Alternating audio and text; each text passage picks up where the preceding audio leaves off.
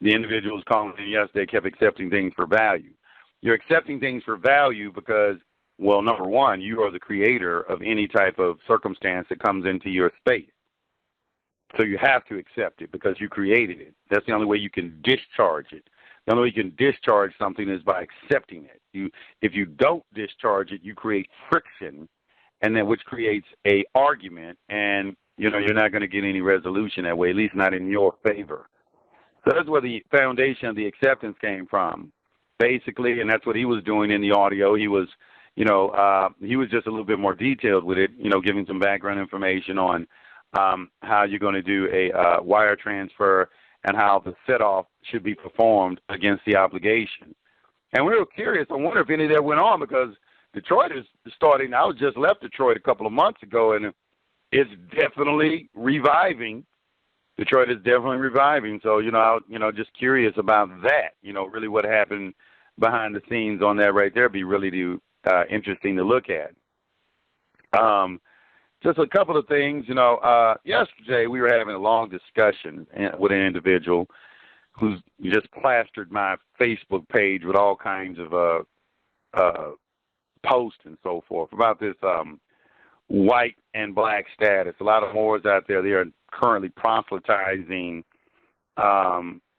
this thing that, that actually white and black are statuses, and that the status that we should be, embracing is that of white.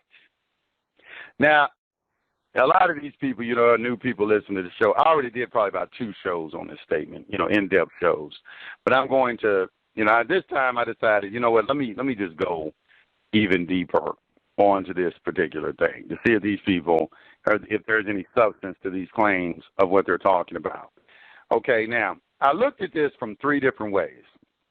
Okay, first of all, I looked at it strictly from a court perspective. In other words, can I find any case law to support the argument that white is a status? Meaning that in our country we have a legislative, executive, and judicial branch of government. The legislature is the one that creates the laws. The executive branch is the one that enforces the laws, and the judicial branch is the one that interprets the laws. And what the judiciary attempts to do with construing legislative dictates is they try to determine the intent of Congress. And this is why you read case law, because case law is controlling law. It's what's called controlling law. So I took it from that perspective first. I said, okay, well, let me go into the law books and let me see if there's anything to substantiate what they're saying. I didn't see anything, and I'm going to go over that in a little bit to substantiate that. Okay, the next thing is I tried to go from inferences. You all know the straw man argument, that the straw man is a, employee of the federal government, is considered to be an employee of the federal government and so forth. Now, while this argument can have some merit, it's never going to receive any type of public admission from anyone coming into the government. The government has never, on any public record whatsoever, ever admitted that there is a straw man or that, the Social Security number in some kind of way enfranchises you as an employee of the federal government. Not to say that that is not true, but of course I'm not going to be able to really find anything to really substantiate that. So everything is going to be from some sort of inference and somebody's particular interpretation of it, which is dangerous in and of itself, because I don't see how you're going to get any enforcement on your interpretation of something. You're not the legal authority. You're not in the executive. You have no executive power to enforce anything, and you have no judicial power to construe something where it will have some sort of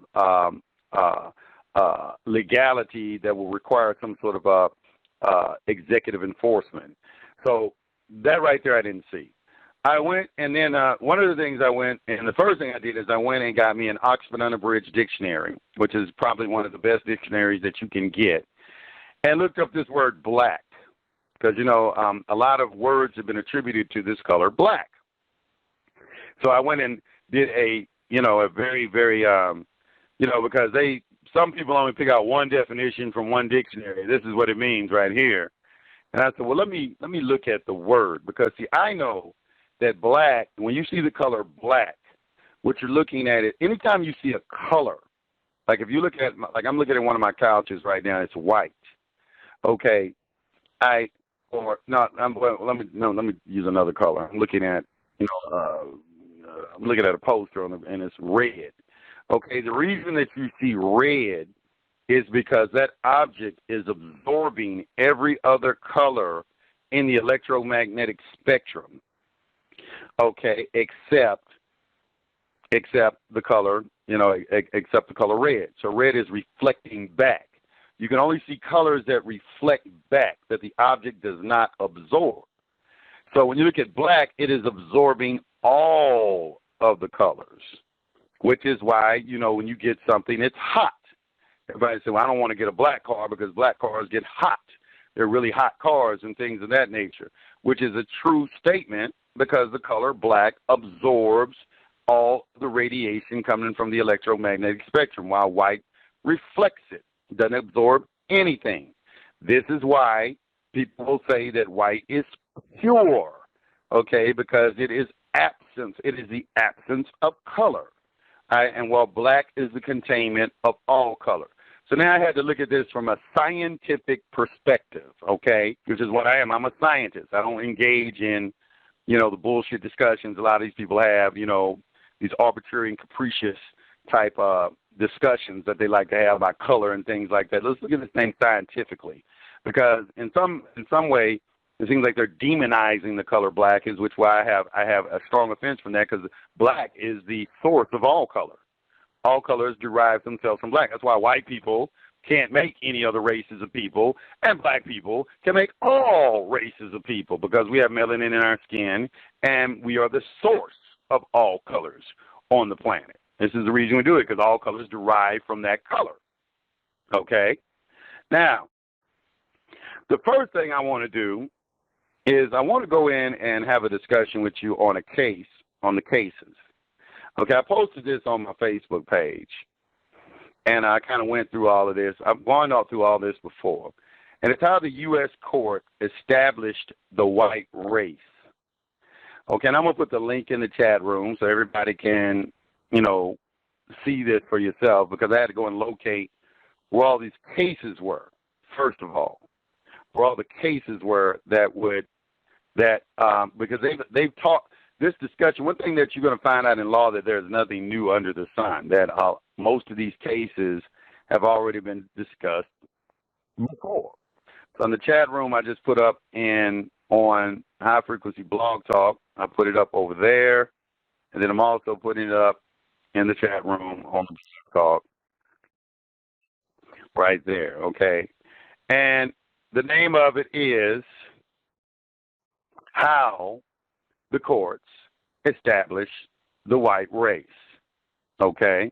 Now, the rationales that they use is what is important, okay? There are four primary rationales that the courts use to establish race. One is scientific evidence, which they were unsuccessful in doing. The other is common knowledge. The other is congressional intent, and the other is legal precedent. Now, what they have chosen to do is use what is called common knowledge. Okay, that predominates. Let me just tell you that first of all. And what common knowledge means is when I'm walking down the street and I look at somebody, I'm saying, okay, that's a white man or that's a black man. But basically, most of the people in the country understand as what is white and what is black. Okay? These are the rationales that they use. They use scientific evidence, common knowledge, congressional intent, and legal precedent. Now, there are approximately, I believe, like 52 racial prerequisite cases where there were holdings in determining what somebody's a status, I guess, for lack of a better word, would be to be white. Because in being white, a lot of people are striving to get this whiteness when they come in and naturalize themselves because of the privileges that it extends to individuals. Okay, so now we're going to look at a determination of how did they determine this, though? What was the determining factor? Okay, well, there's one case in particular, Bhagat Singh Thine, who was attempting to get naturalized and was coming in and trying to say he was white. Okay, and it went into some very, very in-depth discussions. And one of the cases, which was real interesting, but when you get a Black's Law 4th edition dictionary, you're going to notice, which is a common law dictionary. And the reason it's called a common law dictionary is because they're case citations. All of the definitions of the words are coming from court decisions. That's why when you look up a word, you'll see there is a citation of authority following the word. Now, this free white persons is a very interesting one because there's one particular case in the citation of authority under that particular word by the name of Cartosian versus the United States.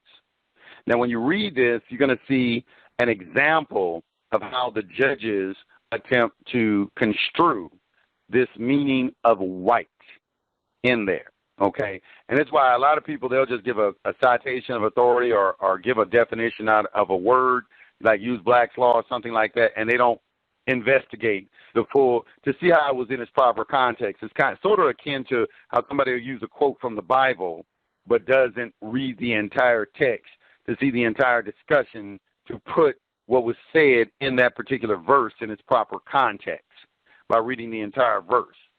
Same thing. So let's look at this, and I'm going to read this to you. This is by Ian Hanny Lopez, and he gives all the cases. It says, in its first words on the subject of citizenship, Congress in 1790 restricted naturalization to white persons. Though the requirements for naturalization changed frequently thereafter, this racial prerequisite to citizenship endured for over a century and a half, remaining in force until 1952. From the earliest years of this country until just a generation ago, being a white person was a condition for acquiring citizenship. Whether one was white, however, was often no easy question. As immigration reached record highs at the turn of the century, countless people found themselves arguing their racial identity in order to naturalize. From 1907, when the federal government began collecting data on naturalization, until 1920, over 1 million people gained citizenship under the racially restrictive naturalization laws. Many more thought to naturalize and were rejected. Naturalization rarely involved formal court proceedings and therefore usually generated few, if any, written records beyond a simple decision. However, a number of cases construing the white person prerequisite reached the highest state and federal judicial circles, and two were argued before the U.S. Supreme Court in the early 1920s. These cases produced illuminating published decisions that document the efforts of would-be citizens from around the world to establish their whiteness at law, their legal status. Applicants from Hawaii, China, Japan, Burma, and Philippines, as well as all mixed-race applicants, failed in their arguments. Conversely, courts ruled that applicants from Mexico and America were white, but vacillated over the whiteness of petitioners from Syria, India, and Arabia. Seen as a taxonomy of whiteness, these cases are instructive because they reveal the imprecisions and contradictions inherent in the establishment of racial lines between white and non-whites. Although now largely forgotten, the prerequisite cases were at the center of racial debates in the United States for the 50 years following the Civil War, when immigration and nativism were both running high. Naturalization laws figured prominently in the fervor over the appropriate status of the newcomers and were heatedly discussed not only by the most respected public figures of the day, but also in the swirl of popular politics. Debates about racial prerequisites to citizenship arose at the end of the Civil War when Senator Charles Sumner sought to expunge Dred Scott, the Supreme Court decision which had held that blacks were not citizens, by striking any reference to race from the naturalization statute. His efforts failed because of racial animosity in much of Congress toward Asians and Native Americans. The persistence of anti-Asian agitation through the early 1900s kept the prerequisite laws at the forefront of national and even international attention. Efforts in San Francisco to segregate Japanese school children, for example, led to a crisis in relations with Japan that prompted President Theodore Roosevelt to propose legislation granting Japanese immigrants the right to naturalize. And what's real interesting is if you go to California, in Seattle, I think I was up in Seattle and I was at a garden, and they got a little memorial to memorialize that this relationship between, you know, America and Japan and so forth. I think it's up in Seattle. You know, when I was in Seattle, a little garden up there is really interesting. I got a chance to actually see that. And in Hawaii, you can see some things going on too, if you ever get a chance to visit Hawaii. Controversy of the prerequisite laws also found voice in popular politics. Anti-immigrant groups such as Asiatic Exclusion League formulated arguments for restrictive interpretations of the white person prerequisite. For example, claiming in 1910 that Asian Indians were not white, but an effeminate, caste-ridden, and degraded race who did not deserve citizenship. For their part, immigrants also participated in the debates of naturalization, organizing civic groups around the issue of citizenship, writing in the immigrant press, and lobbying local, state, and federal governments. The principal locus of the debate, however, was in the courts. From this first prerequisite case in 1878 until racial restrictions were removed in 1952, 52 racial prerequisite cases were reported, including 2 heard by the U.S. Supreme Court. Framing fundamental questions about who could join the citizenry in terms of who was white, these cases attracted some of the most renowned jurists of the times. Though the courts offered many different rationales to justify the various racial divisions they advanced, 2 predominated: common knowledge and scientific evidence. Common knowledge rationales appealed to popular, widely held conceptions of races and racial divisions. Under a common knowledge approach, courts justified the assignment of petitioners to one race or another by reference to common beliefs about race. The common knowledge rationale contrasts with reasoning based on supposedly objective, technical, and specialized knowledge. Such scientific evidence rationales justified racial divisions by reference to the naturalistic studies of humankind. These rationales, on appealing to common knowledge and other to scientific evidence, were the 2 core approaches used by the courts to explain their determinations of whether individuals belong to the white race. The first reported racial prerequisite decision was handed down in 1878. From then until the end of racial restrictions on naturalization in 1952, courts decided 51 more prerequisite cases. These decisions were rendered in jurisdictions across the nation, from state courts in California to the U.S. Supreme Court in Washington, D.C., and concerned applicants from a variety of countries, including Canada, Mexico, Japan, the Philippines, India, and Syria. All but one of these cases presented claims of white racial identity. Now, let me stop right here. And further, last night when I was doing my investigation, I think what a lot of these Moors are trying to say is like white is a status is because what they have done is this. They have associated white, okay, with everything good, meaning that white people, not just the word white, okay, this is where I think they get lost. People are more industrious. They're honest, they're law-abiding, they're good, have higher morals, all of these different things, okay, which is what goes into being incorporated into a citizen or a good citizen. Okay, now, with black people, not the color black, but they term black people, we were lazy, shiftless. We were predisposed to crime, which they are still saying to this day. I just saw somebody get into an argument on the internet just a couple of days ago because they're talking about these shootings, and this white man came out and said black people are predisposed to crime, okay, that we are not industrious and things of this nature, okay. So they have allocated a certain type of character to people, a group of people who they label as black. Now, what the Moors are attempting to do is separate themselves from that group with paperwork. And this is the problem that I have, okay, because paperwork doesn't change your character. Okay, paperwork should be a reflection of your character. When I look at you, I should see it exemplified in your character all of the characteristics that we're looking for in terms of being what would be called a good citizen. All right? In other words, so these people, as a group, as a collective, okay, in their back smoke-filled rooms and so forth, And we've all heard the stories about immigrants who come to this country, how they are instructed to stay away from quote-unquote black people in this country because they are criminals, they are shiftless, lazy, and all you're going to do, and when you come and associate with them, is you're going to have some sort of problem or something to that effect. We've heard these rumors as it relates to this is not what people are told when they come into this country and so forth. And so in my study, what I see is that's what I saw. And as a matter of fact, let me read some stuff to you because I don't like to just sit here and just talk about things. There's a book called White by Law. It's called White by Law. White by Law. Real interesting book where you get into some further discussion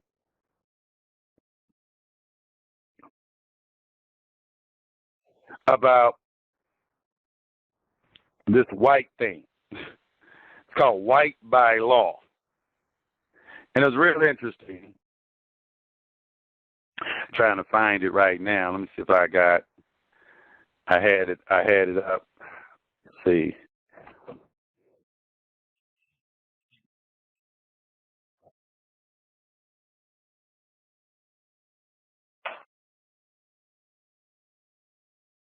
And it's a book they sell on Amazon.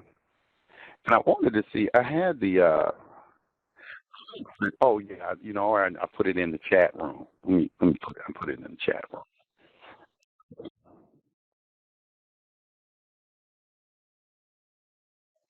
If you look in the chat room, and you'll see this thing called White by Law, and it's really interesting. But what it gets into, and it's in the chat room, and let me put it on the Blog Talk chat room too.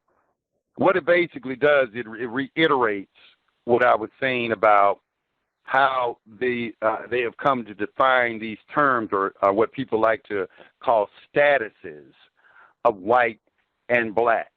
Okay, and I think this is what the Moors are attempting to get away from.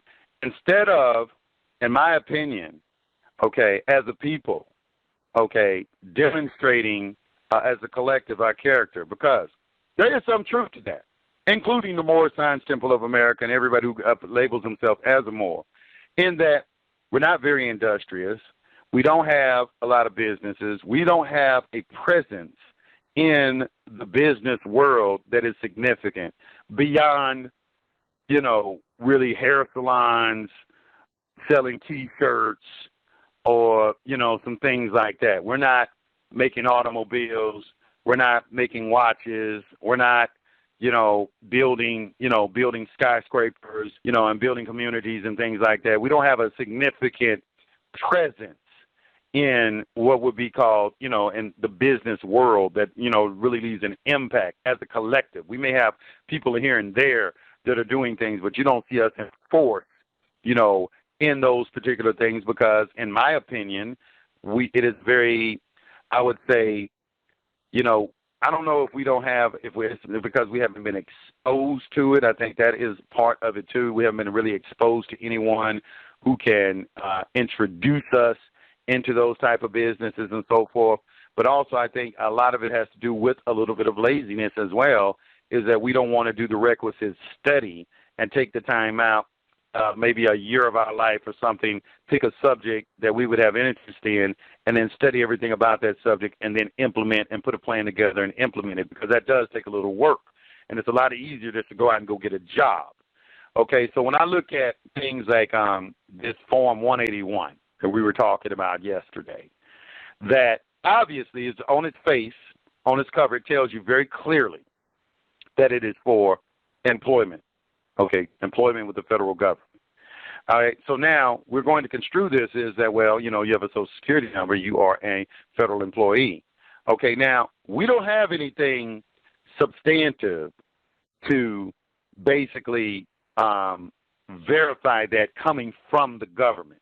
That is an inference that we've made through deductive reasoning from examining the circumstantial facts around a lot of this information and coming to a conclusion that this Social Security number in some kind of way enfranchises you into the federal government.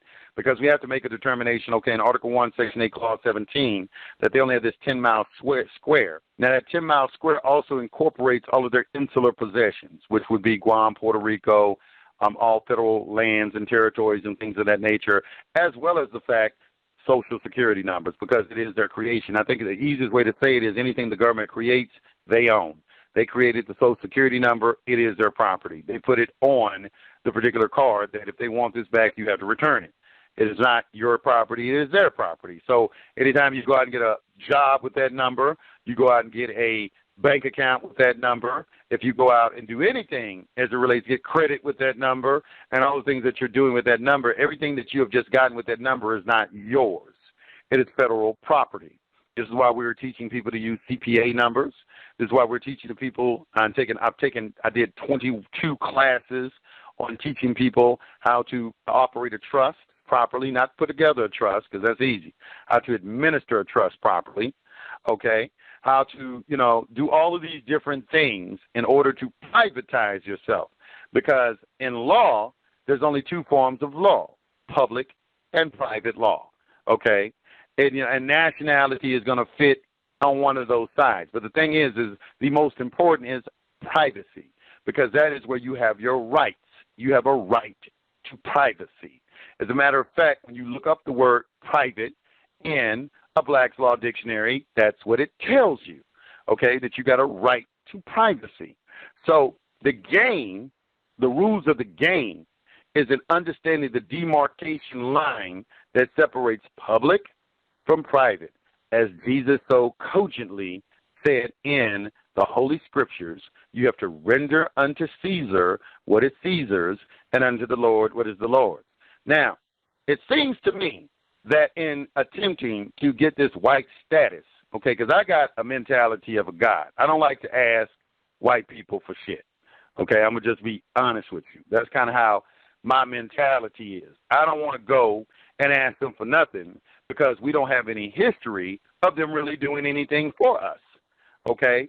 So in my opinion, it's like it's insanity, all these black people participating in voting every year and then telling you that there's something wrong with you because you don't vote or all this shit. And I'm just basically amazed at the fact when I look at them and I say, can you give me an example of something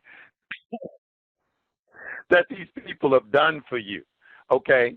I mean, it's just, and this is what I mean. You have to learn how to think for yourself, because the overwhelming majority of the population are sheep, okay? They are followers, okay? They're looking for somebody to tell them what to do. That is how it is, all right? To listen to one of these motherfuckers try and instruct you onto doing something is the foundation for insanity. You have to examine these people and listen to what they say, because these are the type of people, they regurgitate what they have heard, and they are following other people, okay?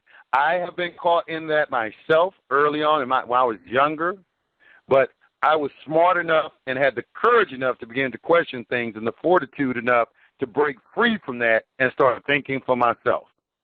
I don't want to join no organizations, because see, if people want you to join the organization, there's somebody already the head of that organization, and they need some followers to come and be under them and so forth. It's like, this is so-and-so, or this is Rabbi this, or, Sheikh that, and, this is the Grand Master this, and, all this kind of stuff right here, and you got to join these organizations and be under somebody else's authority, And I'm like, fuck that. I'm not being under your fucking authority, motherfucker. You's a man just like me. How can you talk? Well, I'm going to come and follow you. You regurgitating shit you done heard somebody else say.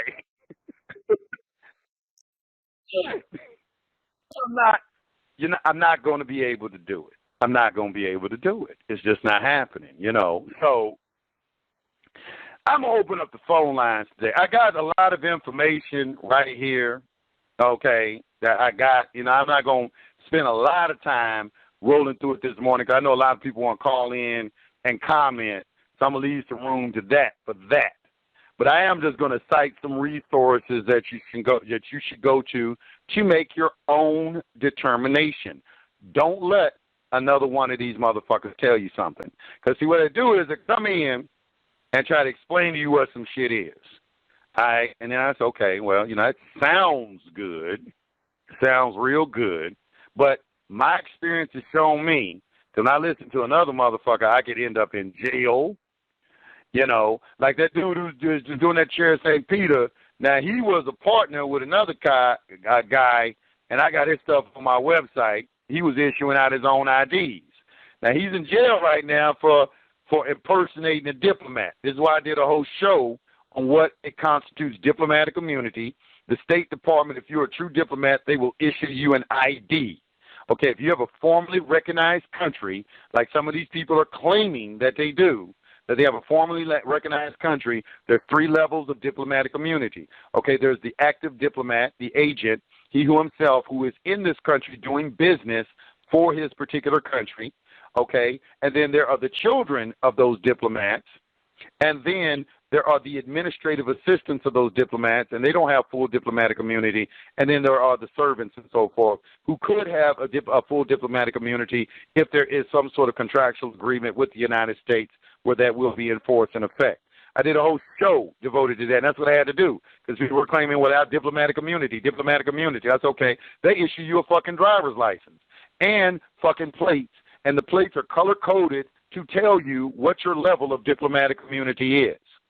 See, this is the shit you got to know first before you allow somebody to come and start issuing you identity cards.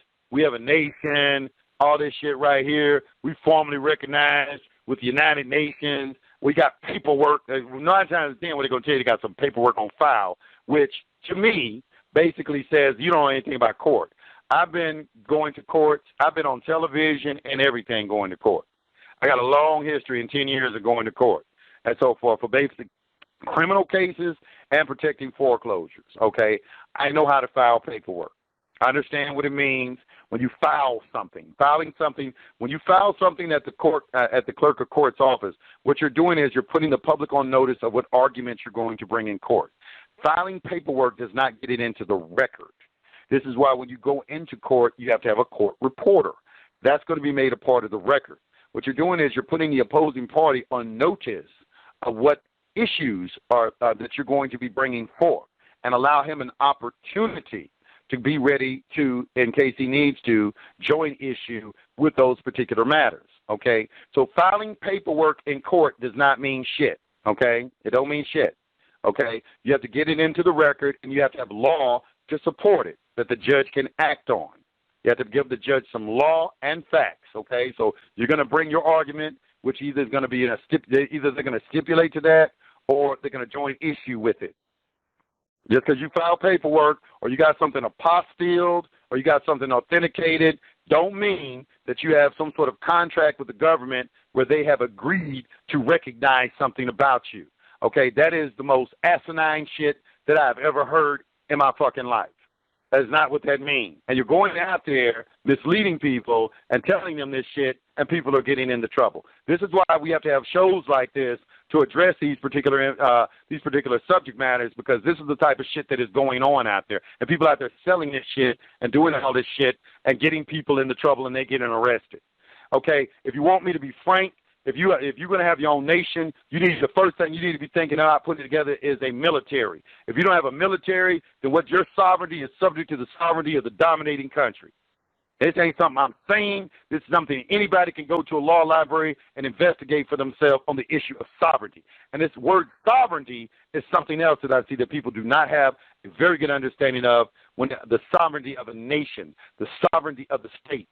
Each of the 50 states have given away a portion of their sovereignty to form a central government called the federal government here in the United States. They've foregone a portion of their sovereignty. You're only sovereign in your own domain. You're not sovereign in somebody else's domain. I think that would be the easiest way of saying it where everybody would understand. You're sovereign in your own domain. You can't come in somebody else's domain and start claiming that you're sovereign. It doesn't work that way. In fact, there's a maxim that says the superior man stays within his own domain. You don't come out of your area, which is another thing we discuss when we go into court. When you go into court, you don't argue. When you go into court arguing, you are stepping into the domain of attorneys. They are much more skillful than you are at arguing a case. They have been formally trained to argue a case according to the rules of procedure in a courtroom. You cannot fuck with them with that. Okay? You stay away from arguments at all. And you go into a domain where you are superior. Okay? When you go into court. Going into court, arguing, they're going to decapitate you. Okay? You can go in there and argue jurisdiction, make challenges and things like that. They're going to put you in the batting cage and bat your head over the fence because those are called off-point arguments. They are not germane to the issue at hand. The issue at hand is that this is a debt collection. There is a debt. And when you address that, watch what kind of response you get in the court when you go in there and address that. Go in there and ask them, can I have the bid bond? I need the bid bond so I can go ahead and set this off. Say some things like that and watch the responses you get with that right there. When you start addressing it, I need the tax forms also on this, and I'm going to address the tax issue. I'm going to send this in to the IRS. I'm not threatening you or anything like that.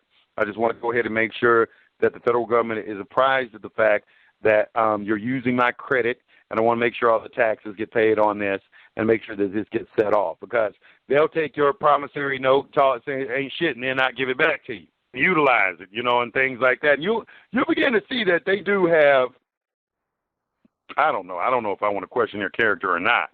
It's real interesting. There's some things I guess we're going to have to explore in the very near future. But without further ado, I'm going to go to the phone lines today because I think I've got the crowd warmed up. And let me bring in first 787-0590. 787-0590. Todd, Yusef. Hey, what's happening? ¿Qué pasa? I'm going through a major fasting, brother. I'm following you. I think you should. I think that you should be a reverend. You are a grandmaster. You are a grandmaster. You know what?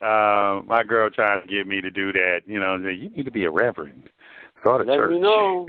I'll bring you down here. We can make a lot. We can do very well here. Down in Borinquen. All my people, my Puerto Ricans are dumb Puerto Ricans. You know what? They I got asked to be dumb. I got asked to be about 10 years ago. I was asked to be a reverend of a church in Savannah, Georgia. And actually took me down there. I met the congregation thing. But back then, I just couldn't do it. I mean, it was like, I was like, man, I'm not a preacher like that. I can't. And the Lord said, that is not, I'm a teacher. I'm not a preacher.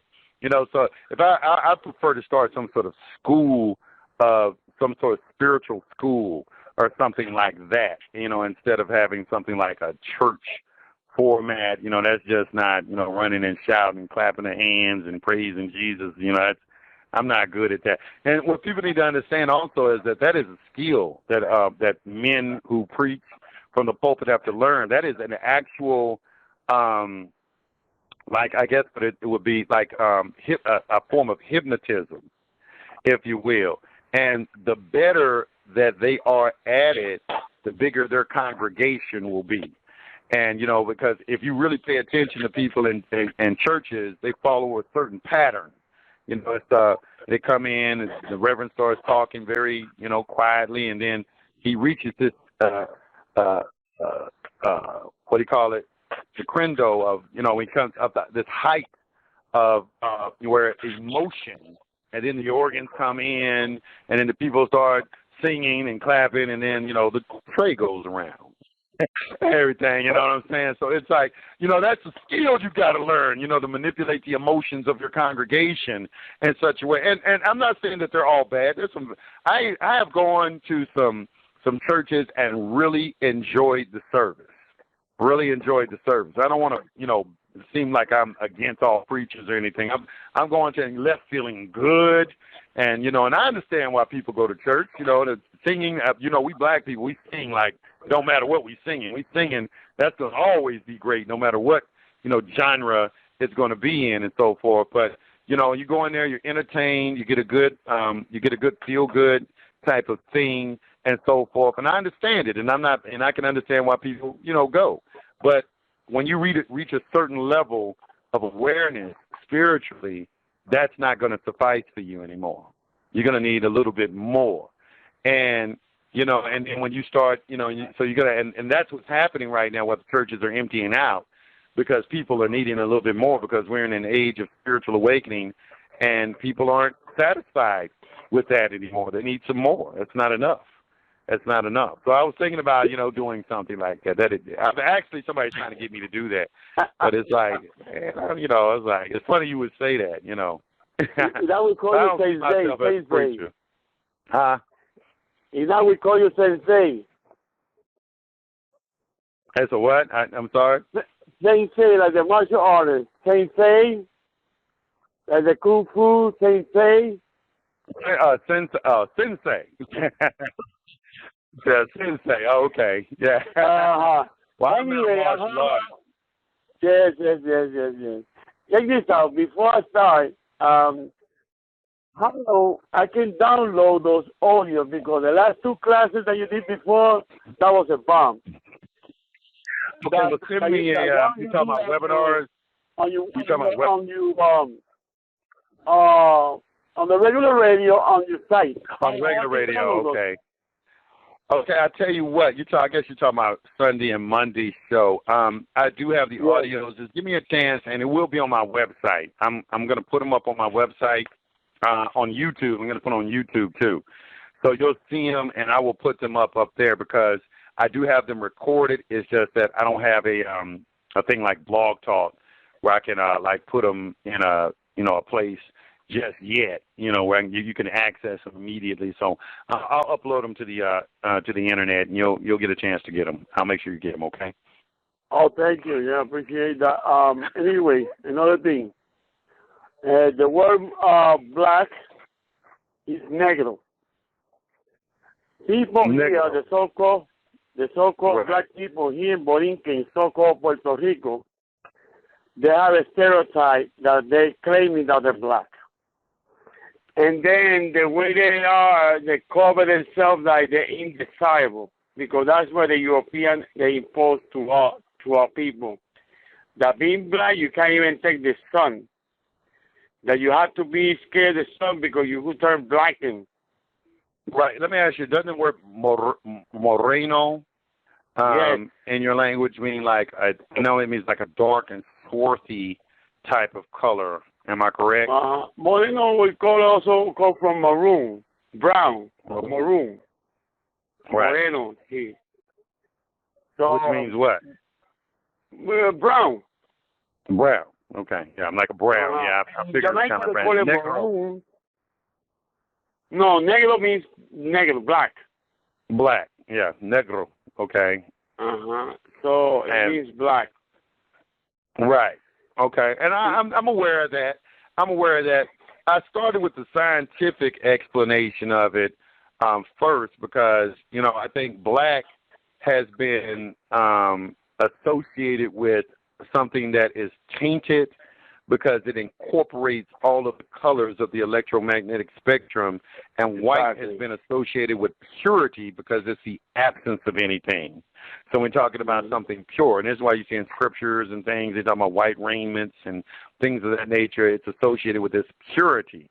But it's not, but I think the mistake that people make, it doesn't mean it's good or evil.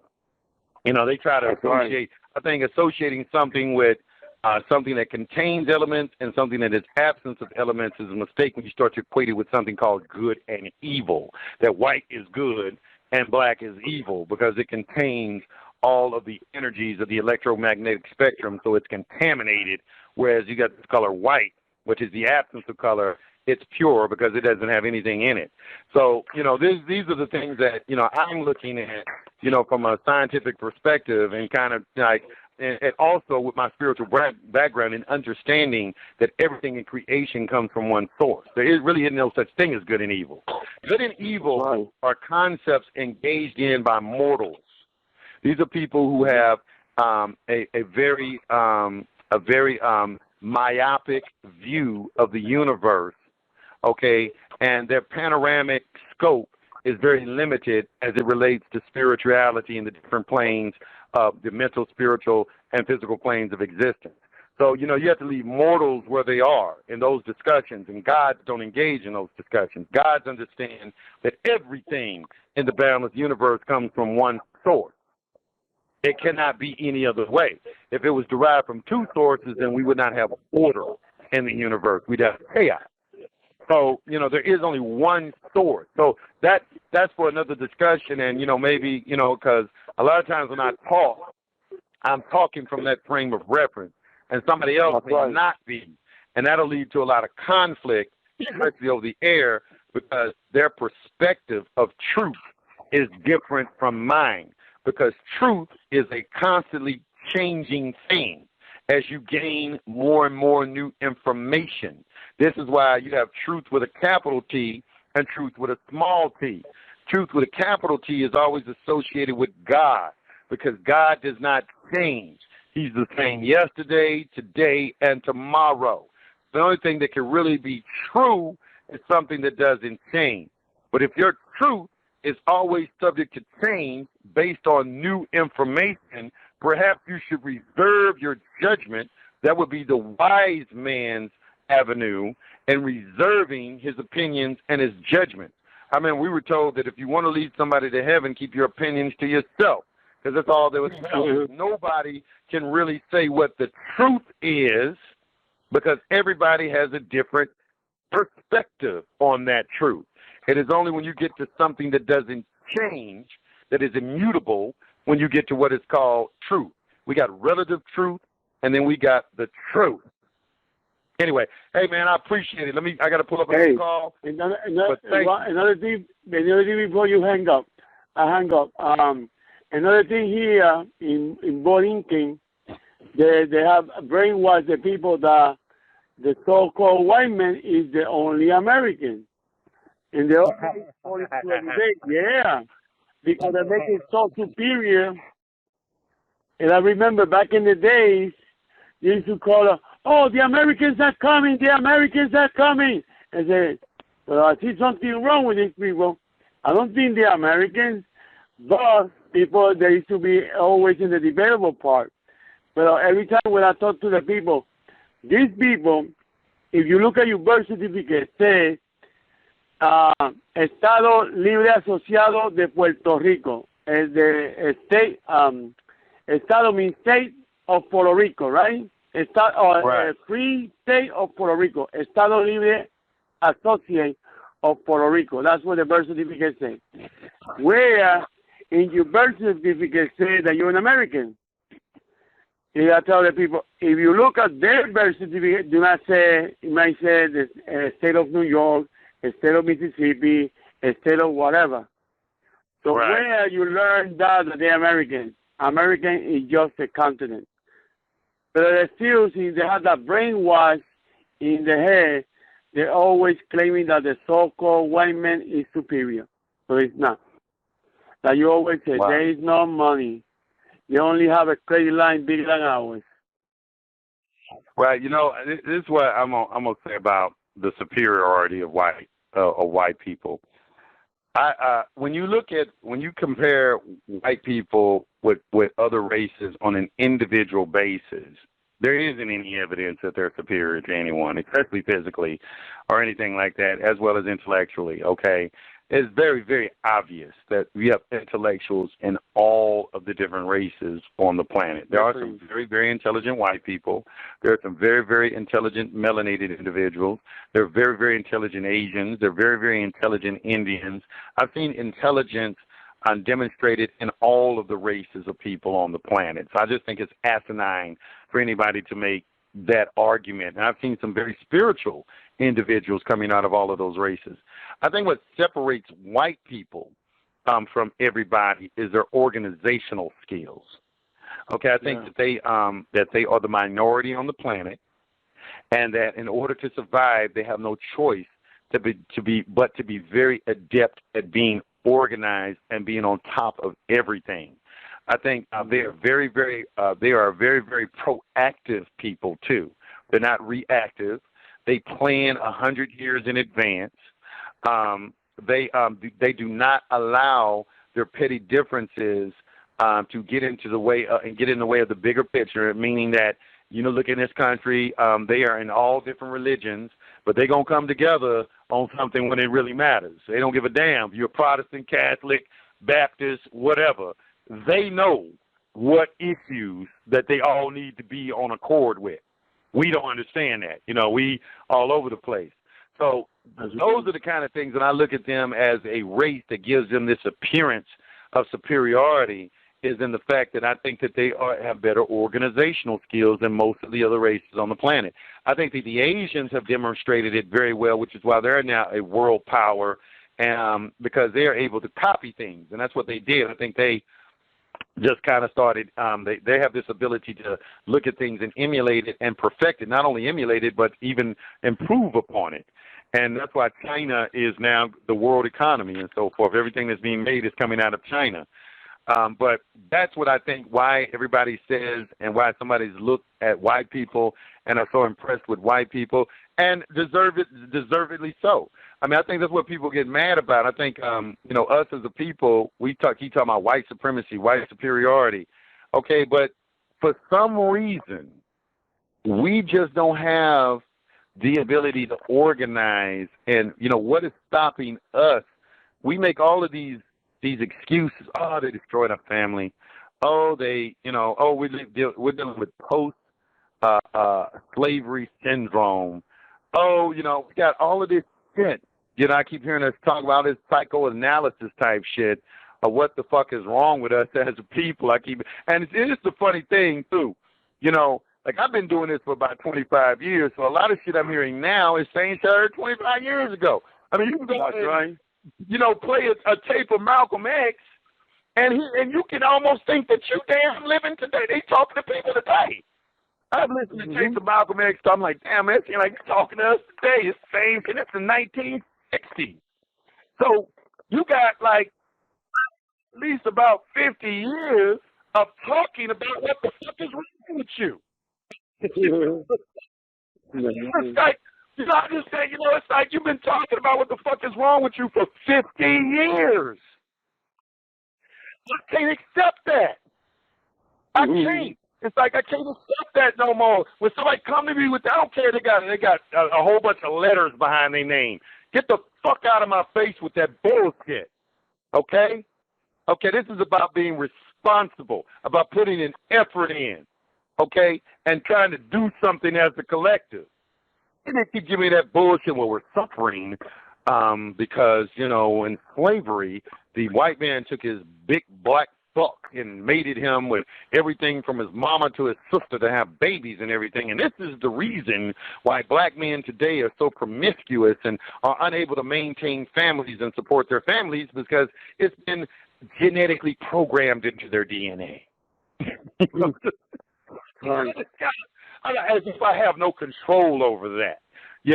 It's like you can reprogram yourself. You are not at the mercy of some sort of subconscious, unforeseen type of programming that is going on. This is what self-mastery is all about. It's taking whatever. It's just like if you get a computer.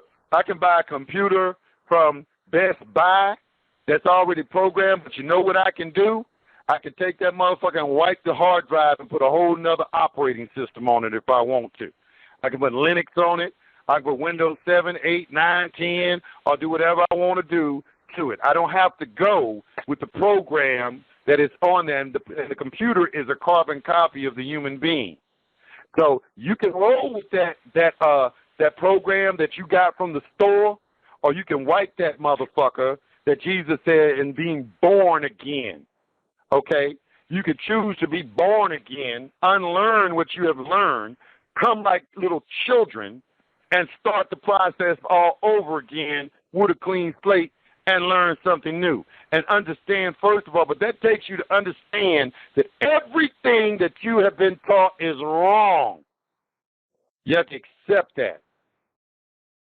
You have to accept it. Everything that you've been taught is wrong about the universe, about the reality of nature and the cosmos, about your history as a people, and so forth.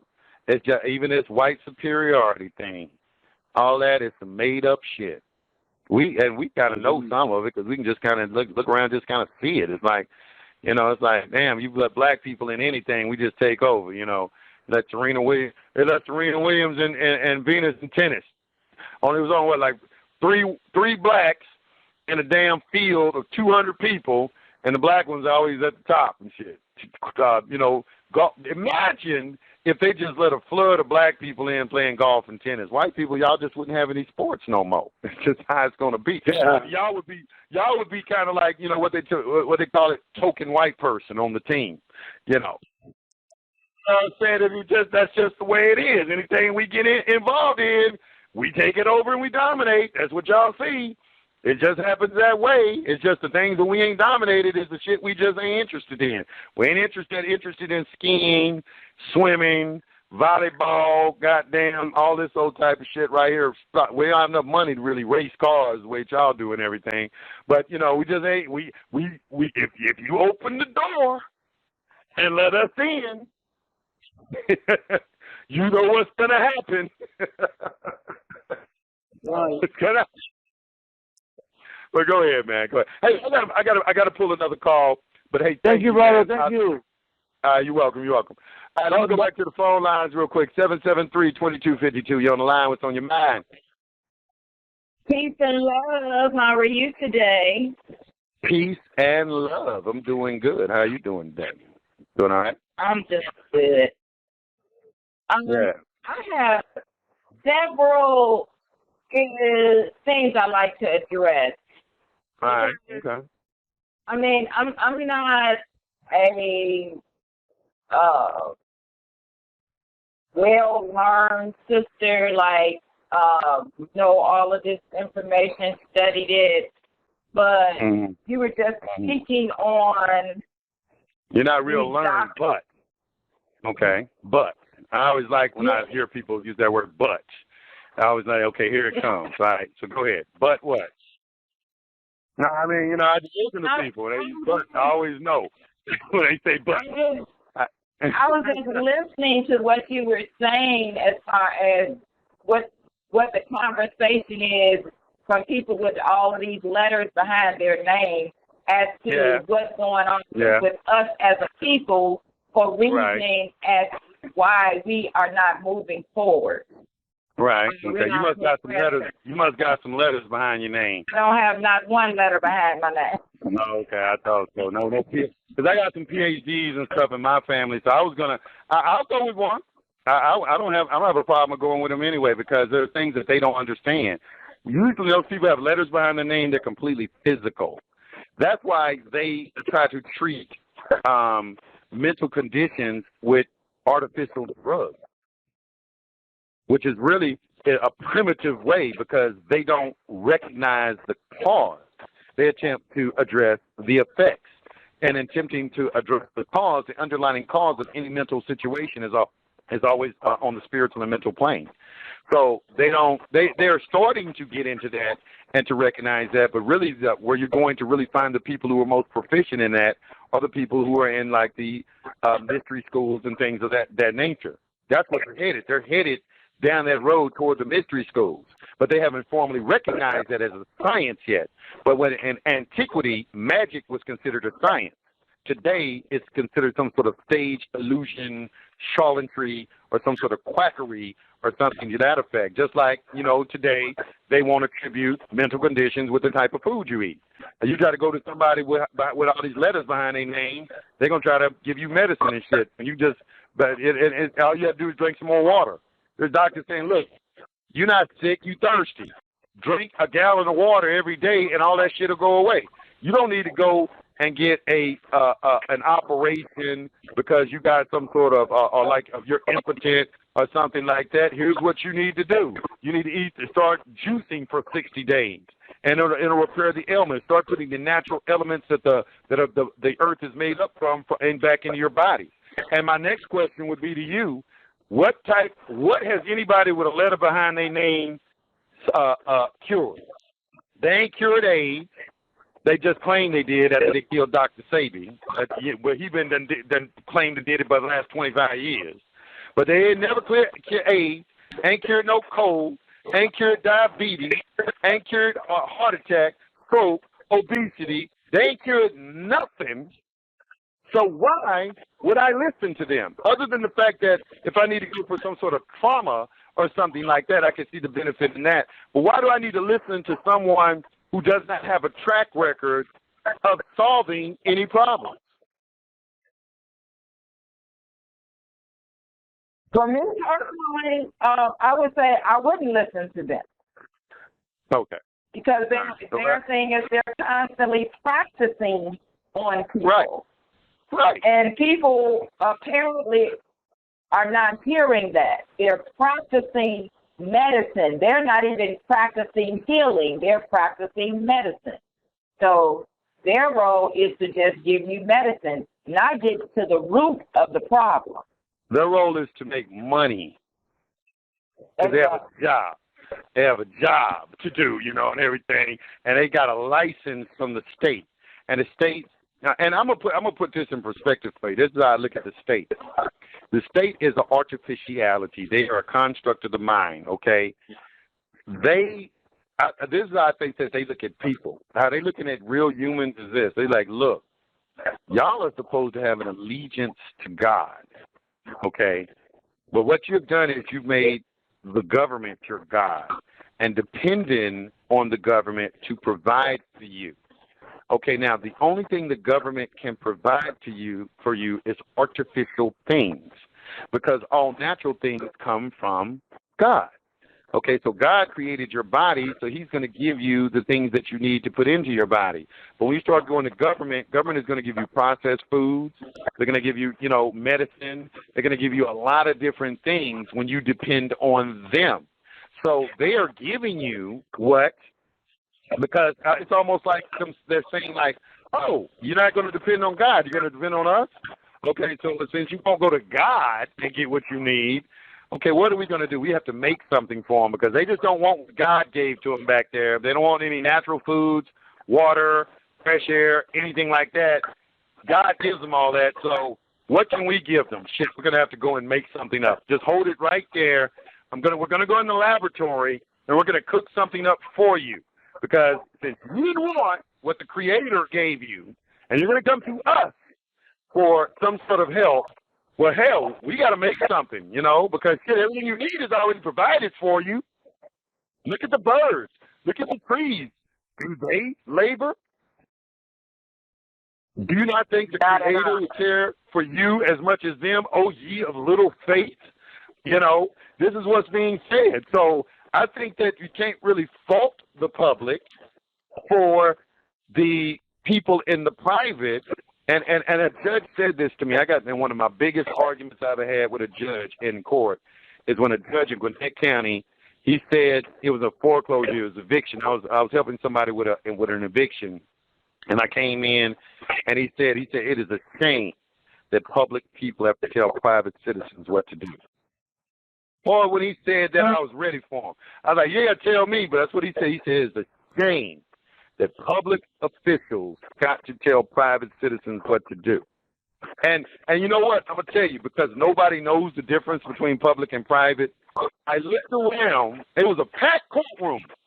I looked around in the courtroom, and not one person blinked. It's like, have you ever walked into like a room, and it'd be like 20 people in there, and everybody is watching television? You ought to just do that sometime. Just go into a room and just watch a room full of people watching television and just look at them. And you'd be like, damn, they look like they in like a trance. That's how it was in the courtroom. It's just like everybody was in a trance and nobody blinked. And I'm looking around, did you hear what this motherfucker just said? And nobody moved. Nobody heard that. Nobody heard it. Because this is a programming that takes place from when you are born that you do not see outside that box. We are being taught that we're the public and they are government, and government has control over the public. So nobody thinks outside of that box. They don't see outside of that box. Well, I mean, wait, no, I can't totally agree with that. Don't they say we're a government of laws? We're a government of for the people and by the people and of the people? You know, don't they make these statements? Those are just words. Well, that's true. They are just. Because we when we go and when there's interaction, when you didn't stop by police, when you go to court, there is no government for the people and by the people. Well, I'm going to tell you. The people stand up and say, we're not taking this anymore, because it's got to start with somebody. And when that somebody stands up, they shoot them down. And then the next people are going to say, well, look at what they did to them, so I'm not going to say nothing. There is a maxim of law, believe it or not. This is in a Black's Law Dictionary at the back in the maxims. Make an example of the one so the many will see.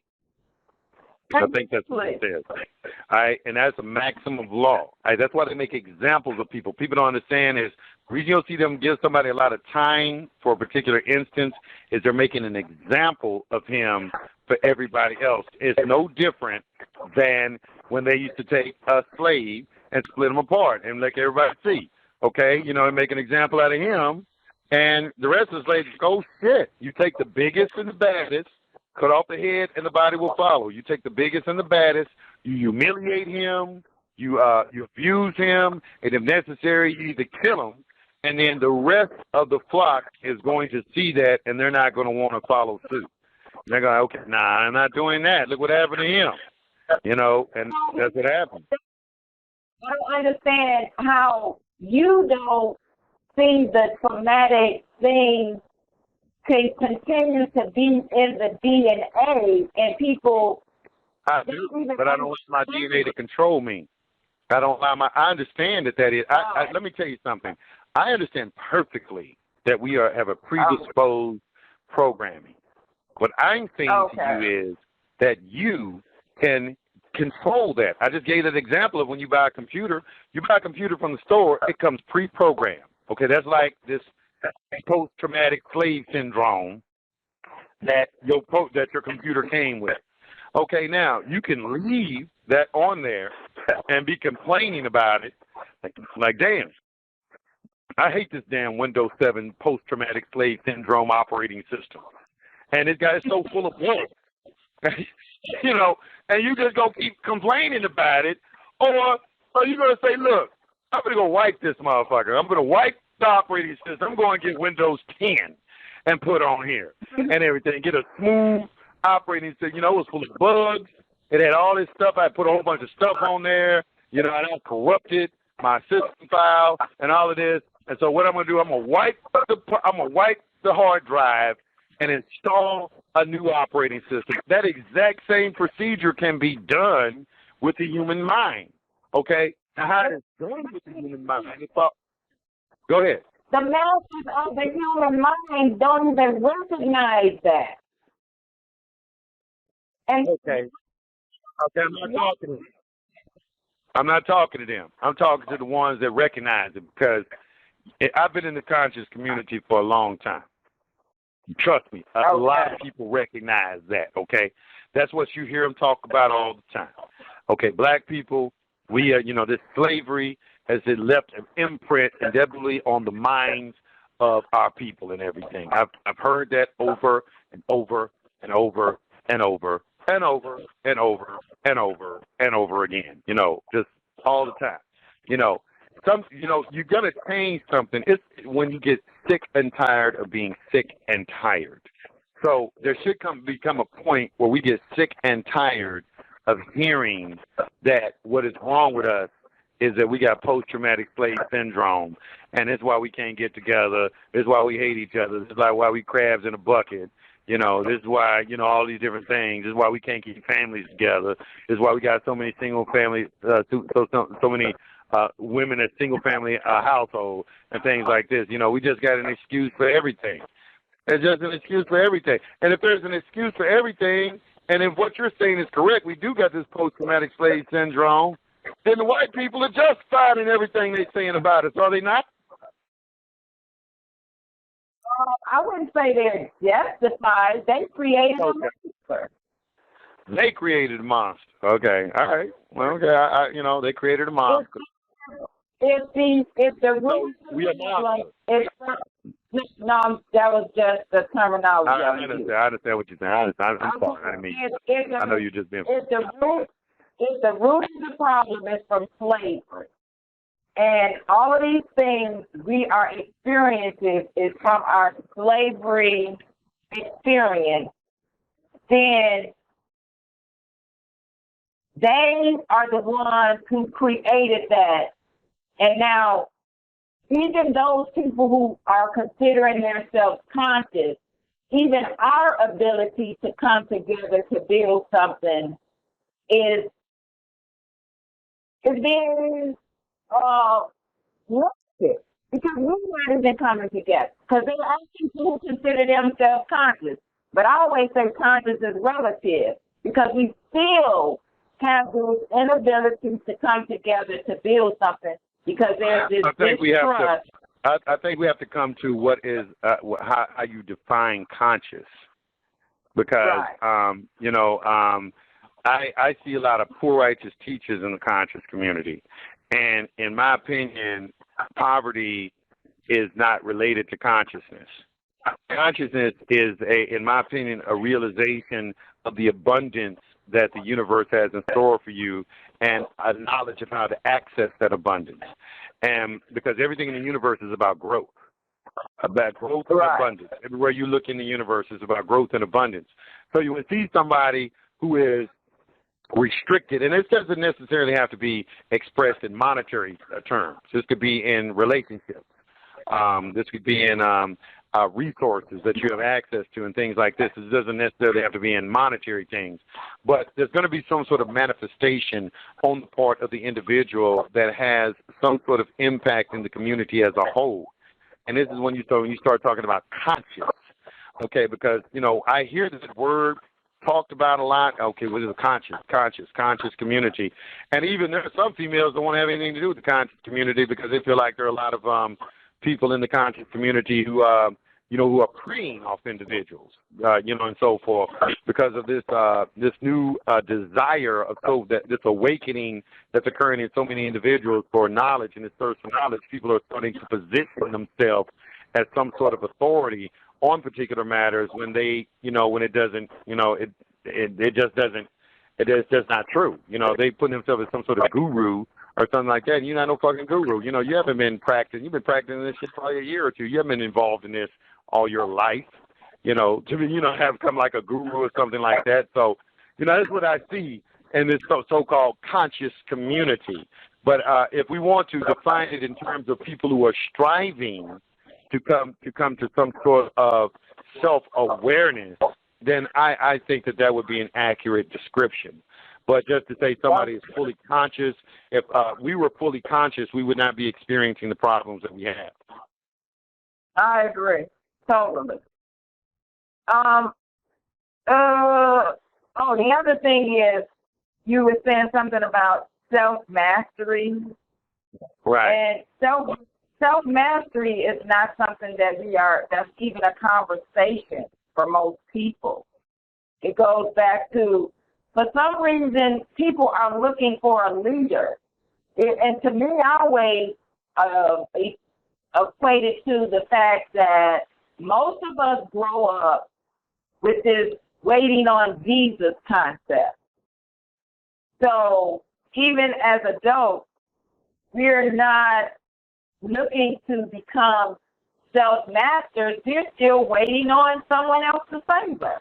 We don't understand that. And that's a very good thing, and I want to address that. And I want your opinion on something. You know, I went to a meeting a couple of weeks ago, and I was having where an individual, he was presenting some information, and I began to question the information. And and there were a lot of women there. And the women jumped in and perceived that we're arguing. And you know how women do. They start, nah, brother, there's not going to be no argument. And my thinking, I'm going to tell you just how I thought. My thinking was that you women need to shut the hell up and let men have a conversation and sit down and be quiet, be fucking quiet while two men are talking. I'm not arguing with this man. I'm probing his information and questioning his information because that's what men do. And basically, y'all need to sit down and shut the hell up and let me get through what I'm saying. But what I see with a lot of women, is they are looking for leaders. And that's why you have so many of them in the church. And maybe it is something that they are looking for men to stand up and be men and be the leaders that they are supposed to be, because they will quickly gravitate en masse to a very dynamic and very charismatic individual, and and they're protective of that individual and all kind of things like that. And then I think also in circumstances where they can't find a man that will fill that space, that's why you see a proliferation of women who take on the role of being preachers and different type of leaders and things like that, because they see, I was just watching something over in Hawaii where the chick was saying, she said, I don't understand where all the men are at. She said, all the women are the only ones fighting over here. All the men have decided to go onto the phones and, and do all of this kind of stuff. She was having a discussion on that. But I'd just like your opinion on that. What is your views on that? Because you just said we're looking for a leader. But what is your view on what I just said?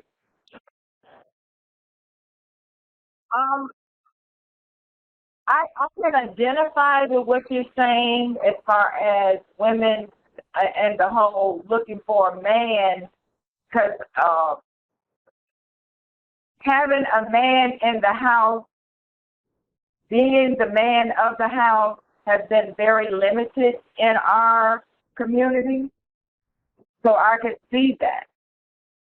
And I could see, and like you said, women gravitate towards the charismatic, articulate man, and will be ready to uphold what he's saying without even investigation. I agree. Because of that.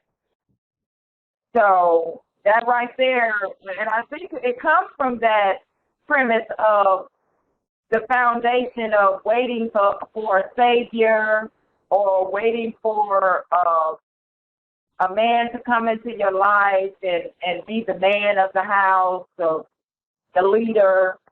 So, yeah, I can see that. Yeah, because that's what I was kind of noticing. That is kind of like a little thing that you see, too, that, and I notice when I go to these meetings and everything, because I'm the kind of person, I'm going to ask a question. Because there are people looking to get people to follow them.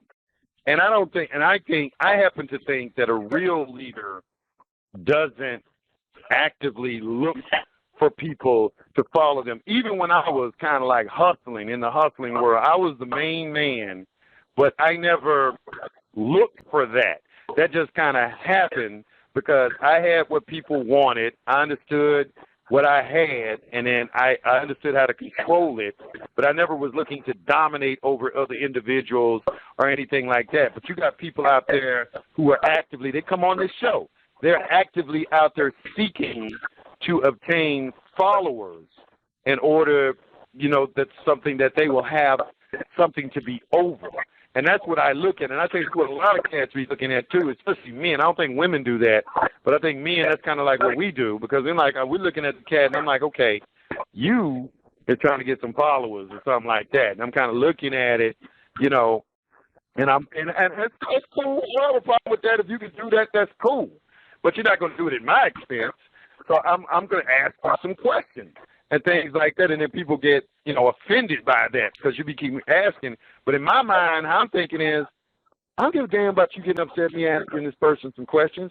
I'm going to ask you some goddamn questions, okay? And you need to be prepared to answer them, because if you're coming into the public, okay, proselytizing something, declaring something, asserting something, affirming something, or something like that, you should expect questions, intelligent questions, and you shouldn't get upset because somebody is questioning what you are presenting, okay? Because you chose to come into the public with this information.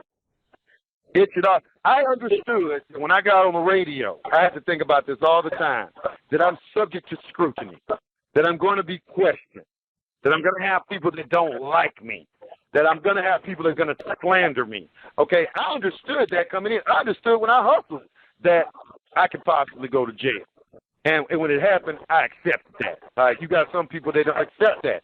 Just like you got in the conscious circles, they're not ready to take full responsibility for whatever it is that they're doing. And sometimes I think women, y'all need to get out of the way and let men handle things with other men. And that's my message. And people who are listening to the show, you know what I'm talking about. You know, when I come in somewhere, I'm talking to a man, I understand what they would tell sometimes, you know, like women to stay out of the affairs of men because they let their this emotional component get all in the way and everything. And I'm sitting here having an intellectual discussion with this individual, probing him and trying to find out exactly where he's at. And I don't think sometimes women understand that process. They are like, oh, y'all arguing. I'm like, we're not arguing. I'm trying to find out some information. We understand what's going on. Just tell her there on the sideline and be quiet and everything because we need to get to the truth. The reason I'm saying all this is because our people don't need no more charlatans. We don't need no more people coming and starting organizations that everybody's going to join and be a member of. You know, that damn script has already been followed, and it doesn't have a very big success rate. So to me, the definition of insanity is to keep doing the same thing over and over again, hoping for a different result. If we're going to fix, in my opinion, if we're going to do some sort of organization or something like that, it needs to be something with a view of building some sort of infrastructure for businesses and things like that, something that is going to support our people as a whole economically, some sort of socio-economic type platform that we need to start addressing, not this churches and things like that, and you know, religious organizations and all of this kind of things. We've had plenty of those. We have plenty of them right now, and you know, we can see the results of that. So that's all I'm saying. I'm questioning things. This nationality thing, because I don't want to get to our point. Because the point of this today was talk about this white status and this black status thing that is going on. That they are trying to say that this is what we should do. What are your feelings on that? Do you think that white is a status, black is a status? Do you think those are labels that, in some kind of way, allow another group of people to discriminate against you or to relegate you to some sort of category, to some sort of subclass category by using these terms, white and black? I think so, but as far as based on historically what has happened, just by seeing the color of your skin, for lack of a better word, people already make a determination. Well, they're saying, but they are saying that what the Moors are saying is it ain't about color of skin, that this white label is a status that is associated with something that's going to give you some sort of preferential treatment in society today, because now you, instead of putting black on an application, now you put white. You've informed the federal government through forms similar to this 181 or whatever, and you've let them know that you are declaring that you are white, that your status is white. Now, I don't understand what that means, as it relates to the character of the individual, but it would seem that, you're just electing to change and check a box on a piece of paper and say that your white is going to afford you a different lifestyle in some shape, form, or fashion. I don't agree with that. I don't either. I not at all. Sounds like a rabbit trail. Yeah, I mean, because you put it on a form and you can put it on every form. It's just when you show up, people are going to look at you. It doesn't matter what's on a form. They're going to look at you. So, and unless, like you said, your character has to exemplify something else. And that's the part that we keep on wanting to toss out the window. No, they want the paperwork. Oh, the paperwork it's got to be more than the paperwork. You know, I had somebody post on my website, on my Facebook. They post like 1,000 pieces of paperwork. Let me say this first of all. You know, about paperwork. When I first got into this, okay, I had a friend. He was like the paperwork king. Okay, he was kind of like the individual that everybody went to go get information from. Okay, go get information. Because I don't know where he was getting all this stuff from, but somebody was feeding it to him. But he always had information. He was always coming, I got this new affidavit I'm going to put in the course. I got this new, it's just always a new process. Okay, so when you've been doing this as long as I've been doing it, it's almost like a cyclic system. You'll see that I remember when what was real big was copyrighting your name. Okay. That was real big at one time. That was the big thing, copyrighting your name. I remember when it was, discharging debts in the Criminal Investigation Division of the CID. That was a big thing. I remember when it was using the number on the back of your Social Security card, and which was working, which was a big thing. I remember when, putting stamps on documents, like on your bills and everything, was a big thing. Then the birth certificate authentication became a big thing. Now it's just claiming white is a big thing. All right, so now the people who are involved in this, they don't look at it that way because they're in the moment. So they look at it, yeah, we need to claim being white. Okay, but when somebody who's been on the outside looking in, who has been looking at this chain of events and seeing the cycles of how everything occurs, he's going to look at it from a different view. He's going to say, okay, here we go again. Here's something new.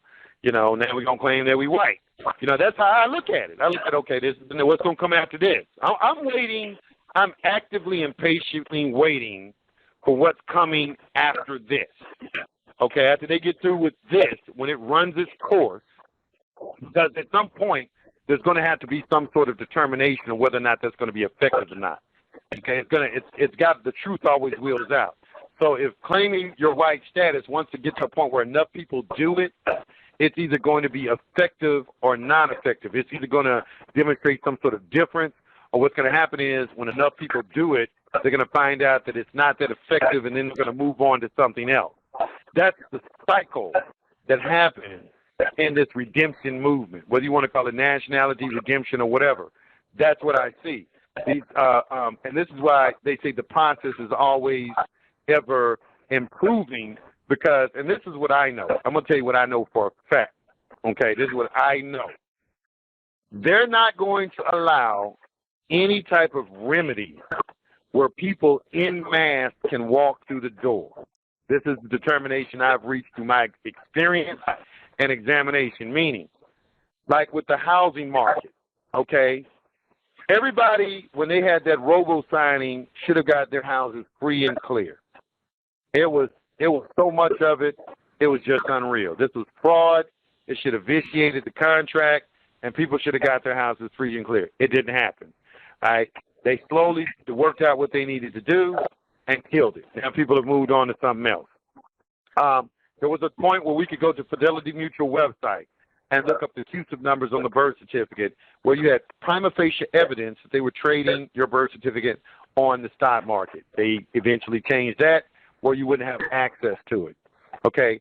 My point is saying is that every time a remedy presents itself, there are going to be people who are going to be able to use it, but it's only going to be up to a point before they close the door. They're going to close the door, and then you have to hunt for another way in. It's almost like musical chairs, right? And always when somebody discovers a way, they're trying to close the door, and then another door opens, and they don't know where that door is until enough people start walking through that door, and then they run over there and close that door. It's like they're in a constant process are trying to close doors to access to remedies and so forth. Okay? So that's why I don't get excited over when somebody presents something. I'm not going to knock it because it quite possibly could work. I don't know if claiming white status is going to be a remedy. I do know that it's not going to be something that everybody in the country is going to walk through, and all of a sudden the condition of all black people in the continent is going to change. I think that is asinine, and I think you got to be the biggest goddamn fool on planet Earth to believe that. If you don't think that people are looking at your conduct, this is what it's called, in law they have a thing called form versus substance. You can fill out the form, but the substance, the other side of the transaction, is who you are. Your character that you demonstrate on a daily as an individual. Okay, that's the next thing that is being looked at. It is just foolish to think that you're going to check something and then all of a sudden you're going to be attributed with certain characteristics and everything that you don't exemplify. Well, when somebody meets you, they don't see that. You know what I'm saying? So all these things about paperwork, that's another thing we learned early on, that there's a test with this. You have a written test and a verbal test. The written test is 50%, the verbal test is 50%. Your paperwork, it makes up 150%, and your ability to retain and demonstrate the information that you know that is on that paperwork is the other 50%. But what you have out here is you have paperwork bandits. They are proselytizing this belief that paperwork is going to free you. And they just selling paperwork. And it's like, what people want, because paperwork gives people, it assuages some sort of uneasiness that they have, and at least it gives them some sort of feeling that now they've accomplished something, and now they're involved in the process in some kind of way. And I think that to a degree that is good, because then you start transmitting vibratory frequencies from your mind that are positive in its scope. But to wholly think that paperwork alone is going to save you, I'm here to tell you, they will ignore your paperwork. I've seen judges do it. I've seen judges, you paying them some paperwork. I've handed paperwork to a federal judge. She took it in her hand, didn't even look at it, put it to the side and started talking to me. She didn't look at my paperwork until we got through having a discussion. And when we got through having a discussion, then she looked over at my paperwork and then started reading it. Oh, okay. He said, where's that at, Mr. Jones? Look in your paperwork and find what you were just talking. I said, ma'am, it's on page 5. She said, okay. But before that, she wasn't trying to read nothing I had to say. She put that shit to the side. I want to talk to you. Let me see what kind of individual you are. First of all, the first thing they want to see is if you're an obedient slave. Sit down. Shut up. Didn't I just tell you not to talk? They're going to start trying to check on that real quick to see whether or not you really are a free individual. Because a lot of y'all are claiming to be free, but y'all just slaves. You do what you are told. You need to go back and watch that video. The most important part of the Matrix in that series, I think it was Matrix 2, when they were having that discussion with the Merovingian on cause and effect. Everybody need to go back and watch that, okay, to make a determination of whether or not you are a slave or not, because they're going to put those kind of tests on you. You know, you need to sit down. I told you to sit down, Mr. Jones, and everything like that. And like, okay, you're a free person. I'm like, well, hold on, man. I thought you was a public servant. How you in here ordering me around and things like that? I'm not here. You got my boss. And no disrespect to the court, but my understanding is that I have free speech. I got the ability to move around freely. And if I'm out to understand, I have a right of travel and I have a right of free speech.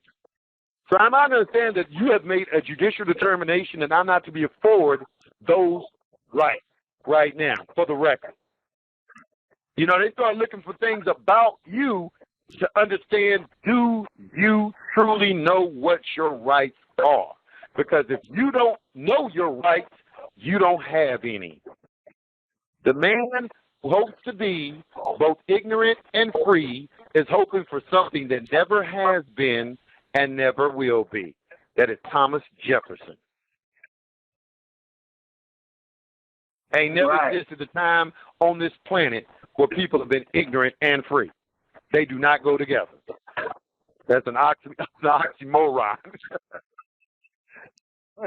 They don't go together. Got somebody else you want to ask me talk. I'm gonna let you. What I don't the other thing that I'm not clear on is why you give so much credence to their Supreme Court rulings and their court rulings and all of that. I'll answer that. I'll be more than happy to answer that. So where are you going to get enforcement? Okay, so if you don't want to pay attention to their Supreme Court rulings, because the rulings are how you understand the statutes, or any law for that matter, equity, common law, or statutory law. You have case law that supports all of that.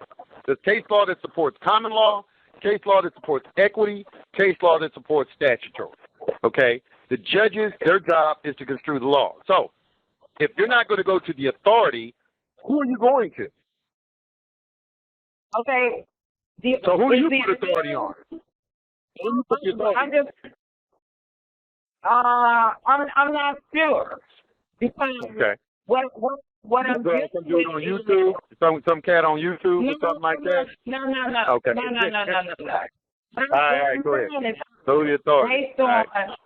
Based on their court being Article 1 court and your ability to access Article 3 court, and from what I'm understanding, if this is a corporation, then we are dealing with information coming from a corporation, and I question whether or not coming from their corporate statutes, does it have my best interest? Okay, let me say this, and this is what separates me from all these other cats you're gonna listen to.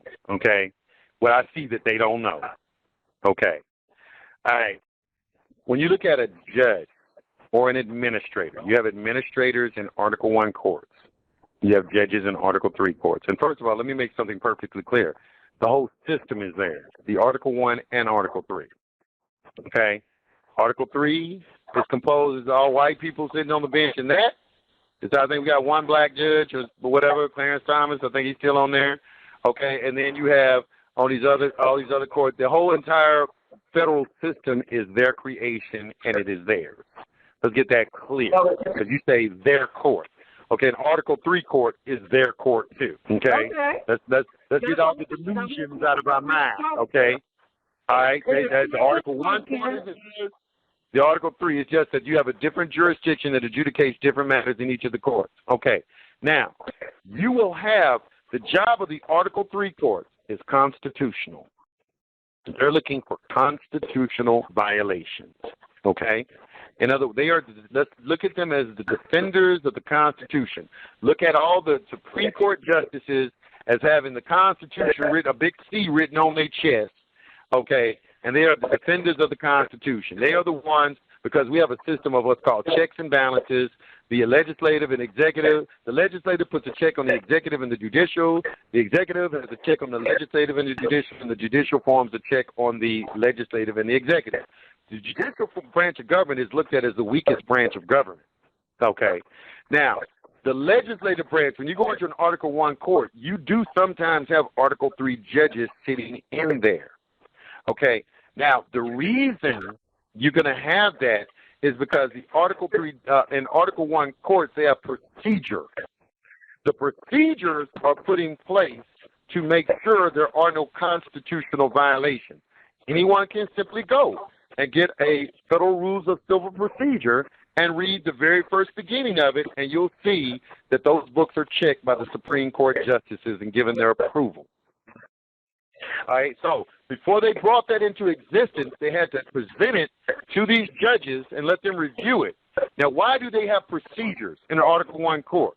They have the procedures to make sure that all the agents and everybody working in Article 1 do not violate any constitutional mandate. This is why the only really reason that you can win in an Article 1 court is through some sort of procedural violation.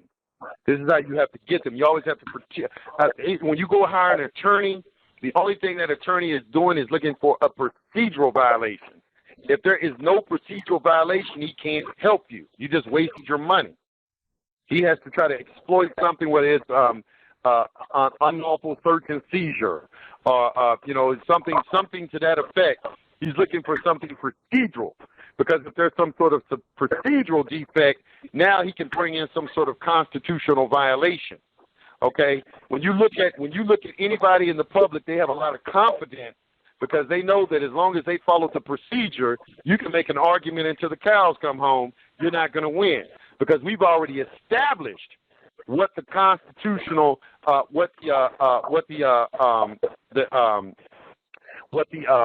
demarcation line is, which we have to stay behind so there won't be any constitutional violations. Now, that isn't to say that they don't violate procedurally and violate the Constitution all the time. They do. But the way that their system is set up in Article 1, it is set up so that there will be no constitutional violation. All right, so now, why do I give credence to their court cases? When you read a court case coming from Article 1, what I'm doing is I put myself in the mind of the judge. You have to transplant yourself into the mind of the judge. The judge is adjudicating that strictly from the point of view of Article 1. He's not adjudicating it from Article 3. Okay, he's looking at his standing status, case, and controversy. Okay, he's looking at the status of the parties. He's saying, oh, y'all all U.S. citizens. So as soon as he sees everybody's a U.S. citizen, he ain't thinking in terms of no Article 3 in common law. He's saying that we're talking about some property that belongs to the United States. So everything in their opinion embodies that, okay? There's a property of the United States, and sometimes it's what is called an unspoken conclusion of law, okay, that they made a determination of what your status is, because 9 times out of 10, that judge already has up there on the bench all of your information. He has your Social Security number. He has your credit report. He has any and everything about you. You just don't know it. He has all your information. If you don't believe me, just write the federal government and get your jacket and find out how much information they got about you. Everything about you. So it's a fool you think they don't know. So when you come in there, they've already relegated you to a certain position in society, that of a citizen that falls under a special or private jurisdiction that is corporate in nature that everybody calls the United States. Now let's look at what this corporation provides, okay? This corporation, it allows all of you to start businesses, incorporate yourself. It provides you grocery stores. It provides you libraries. It provides you roads. It provides you movie theaters. It provides you shopping malls. It provides you, allow you to get this old fake ass hair y'all like to get and put on your head and everything through the shipping out from China. It allows you men out there to get these old overpriced ass tennis shoes. It's only $7 made in slave camps over there. It provides you automobiles and everything that you get to drive. It gives you quick trips. You can go and put some gas in the motherfucker. Should I keep going on about what this corporation provides you? All the shit that you love. Okay?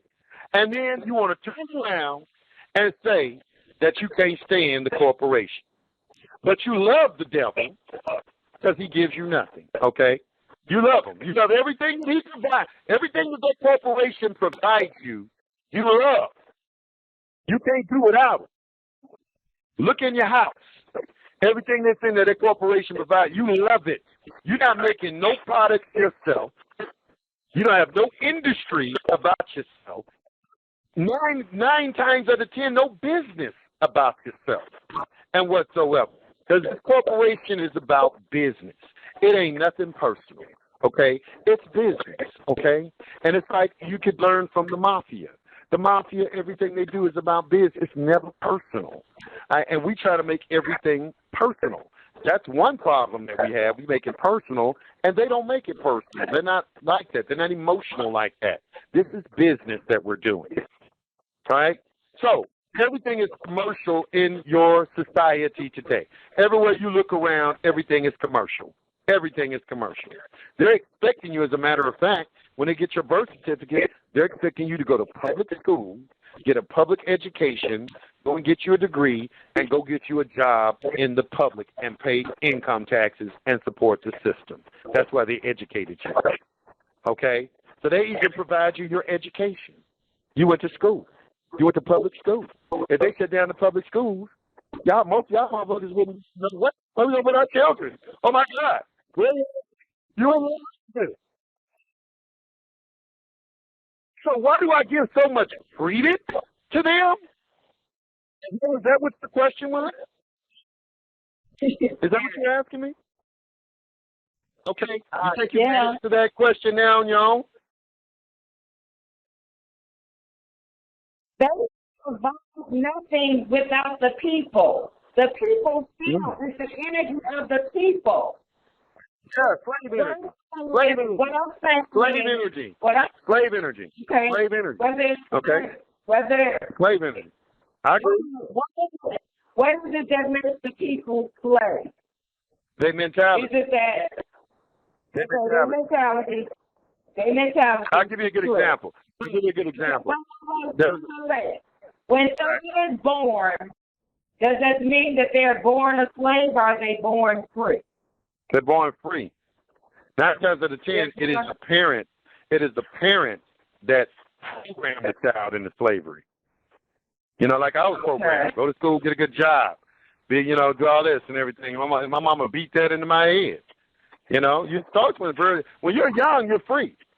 You know, you're free. You question things up until the age of imagination, about 7 years old. But your parents, they spoil all those values, those social values and everything on you. They imprint that. When you're born, you're free. When you're born, you like a damn blank hard drive. And then that's when all the programming starts. You know, don't do that. Don't ask this question. Don't do that. The children are just innocent. All right? And then they start getting programmed. I mean, children don't even understand racism. That's programmed into them. Racism was a disrelish. I'm not going to say a dislike. A disrelish for white people was largely given to me by my grandparents and my parents. When I was very, very young, I went to school with white people. Okay, little white kids and everything. I didn't really have anything against them. You know, I'm going to tell you the first time, this is my first time in my life I ever experienced racism. When I was a young boy, I was probably about 6 years old. My family, we lived in Garland, Texas. All right, and my father, he and my mother had pretty good jobs. My father, he's like he had a good corporate job in the 70s and everything. And so we lived in a decent middle class neighborhood. I went to a school that was predominantly white. All of my friends were predominantly white. I had one black friend, but the rest of my friends were white and so forth. So just everybody was white around me. And this is how I grew up primarily by the first couple of years of my life before my family got a divorce and my mama took us to the hood and I got around my people. But anyway, what I remember about it is I was one day riding my bike down an alley. In Texas, we got alleys and shit like that. And I was riding down an alley, and this friend of mine, he wasn't racist, but his cousin was real racist. And they were throwing rocks into the backyard of their neighbor, who's a white man. And I just happened to be riding my bike up as they were doing it. And as I was riding my bike up, all of a sudden, 5 white men come running out of the backyard, saying, "Who threw those rocks?" And I just happened to ride up on my bike. And this is a friend of mine who I thought was my friend, but he was with his cousin who was racist. And they both pointed at me and said he did it. So I'm not knowing what's going on, and I was surrounded by these white men, and they had me surrounded. And I remember looking up at them, and they said, "Did you throw these rocks in our backyard?" And I said, I think I remember saying, like, no, sir, I didn't throw the rocks.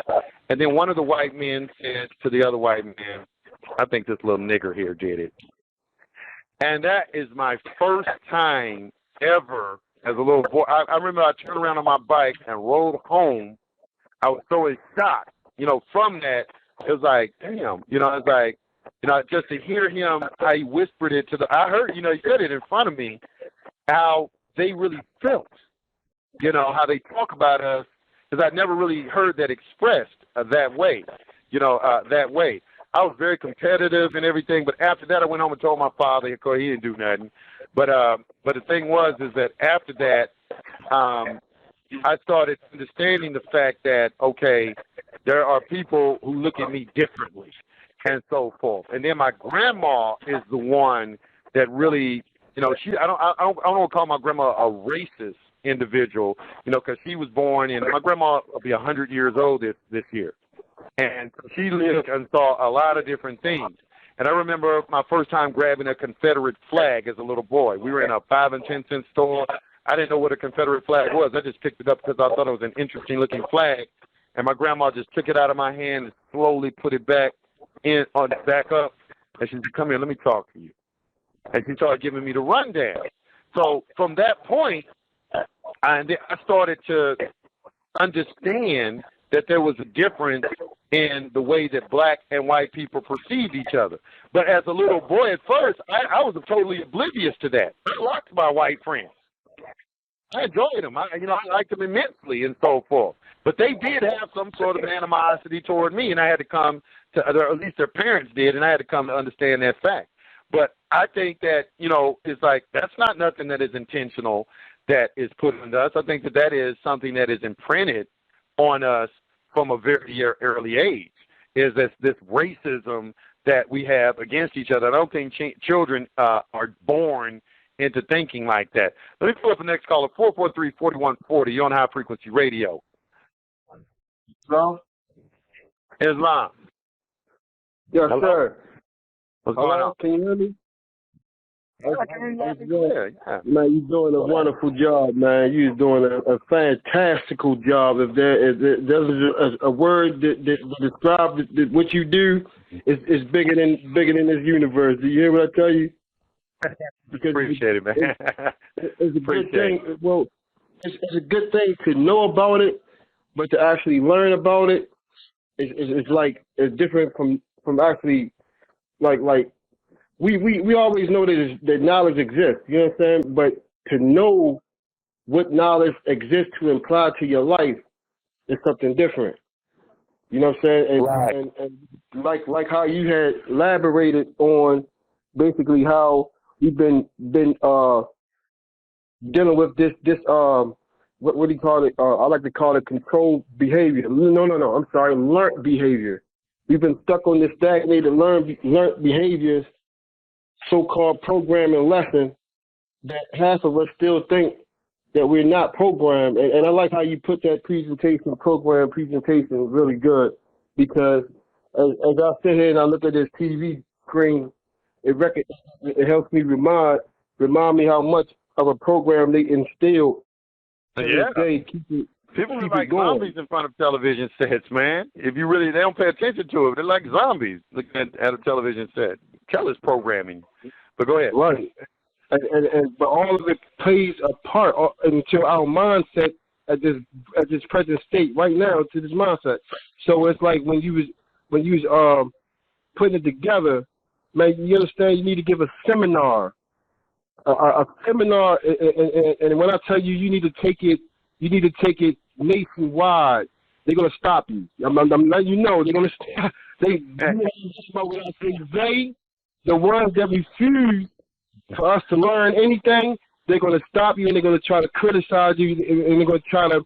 But this is the bad thing about it. They're gonna use our own people to do it. So this is what they do. They're going to use our own people. Our history has shown us that every time someone comes with that thought, if you even think liberation, you're enemy. If you even think it, you more or less act on it. If you act on it, you're a terrorist. But if you think it, you know, like Brandon Max, you know, man. But man, you're doing a fantastic job, bro. I stay tuned in. I'll be trying to catch you as much as I can, you know, because I'm dealing with a little legal situation. I know it got to be illegal. I just did a whole 5-year probation period. Never did it in my life, but I completed it only for these people to try to violate me 3 days after my right. They try to violate me 3 days. 3 days after my expiration date, though. I'm done. Yeah, I'm done. But yeah, that's what they do. They try to keep you perpetually in the system, and that's what I try to alert people to. Like when you go on probation, what they'll do is your first probation officer will be real nice. They'll get you very comfortable. They'll get you lax. They'll make you think that that you can bend the rules a little bit and things like that. And then toward the end of your probation, they're going to give you an asshole that's going to be on you, and he's going to be out actively looking for something about you to violate to keep you into the system. I mean, when you look at what they do, they got a formula. It ain't nothing but a system geared toward keeping people in slavery, and it's not that intelligently constructed, in my opinion. It's some simple-minded ass shit that they doing and everything, and you know, it's not. It ain't nothing intelligent what they doing. It's some old simple-minded ass motherfucker behind the scenes put this shit together. It's just that we put that superficial over top of their definition. We do it. They don't even have to do it. Like, they've been perpetuating it for so long. Now it's like we're automatic now. First we were manual. You understand? We were manualized slaves. Now we're automatic now. You understand? And like you said a couple of weeks ago, the sickness, man. The sickness, man, is terrible. But the only thing that can combat it, that kind of sickness, is that continually that you do what you do, and hopefully that the people understand, not understand, overstand what you're saying, because what you're saying not only does it make sense, but this is people's reality, present reality as this present day, man. So I applaud you, bro. Salute you to the top. I thank you. Hey, I'm trying. Hey, but I appreciate it, brother. I thank you. Thank you for the accolades. I got to take another call. No problem, bro. Peace. Much love. All right, let me go back to the phone line. Before I do, let me make a quick announcement. This weekend, I'm having a Secure Party webinar. It is available on my website at highfrequencyradionetwork.com. It's $150. It's going to be about 6 hours long. It's going to be this Saturday morning, and I'm not going to be talking and doing anything. It is straight filling out paperwork. Y'all paperwork bandits, because what I want a thorough understanding of paperwork. Okay, so it is a paperwork webinar, so you will know what these documents mean and how to fill them out. Okay, I'm not going to do nothing special or anything like that. It's straight talking about paperwork, filling it out from A to Z, and making sure it gets done. Okay, I'm going to go through every word of the documents, making sure that you know, because the thing about it is you shouldn't be filling out no paperwork if there are words in the document that you don't understand. Why are you sending that to somebody and you don't understand what's in it? That's the height of irresponsibility. But anyway, let me go back to the phone lines real quick. 302-4248. The main thing to do what we're doing, you got to claim your nationality, so that puts you outside of the United States. 302-4248. You know what I mean?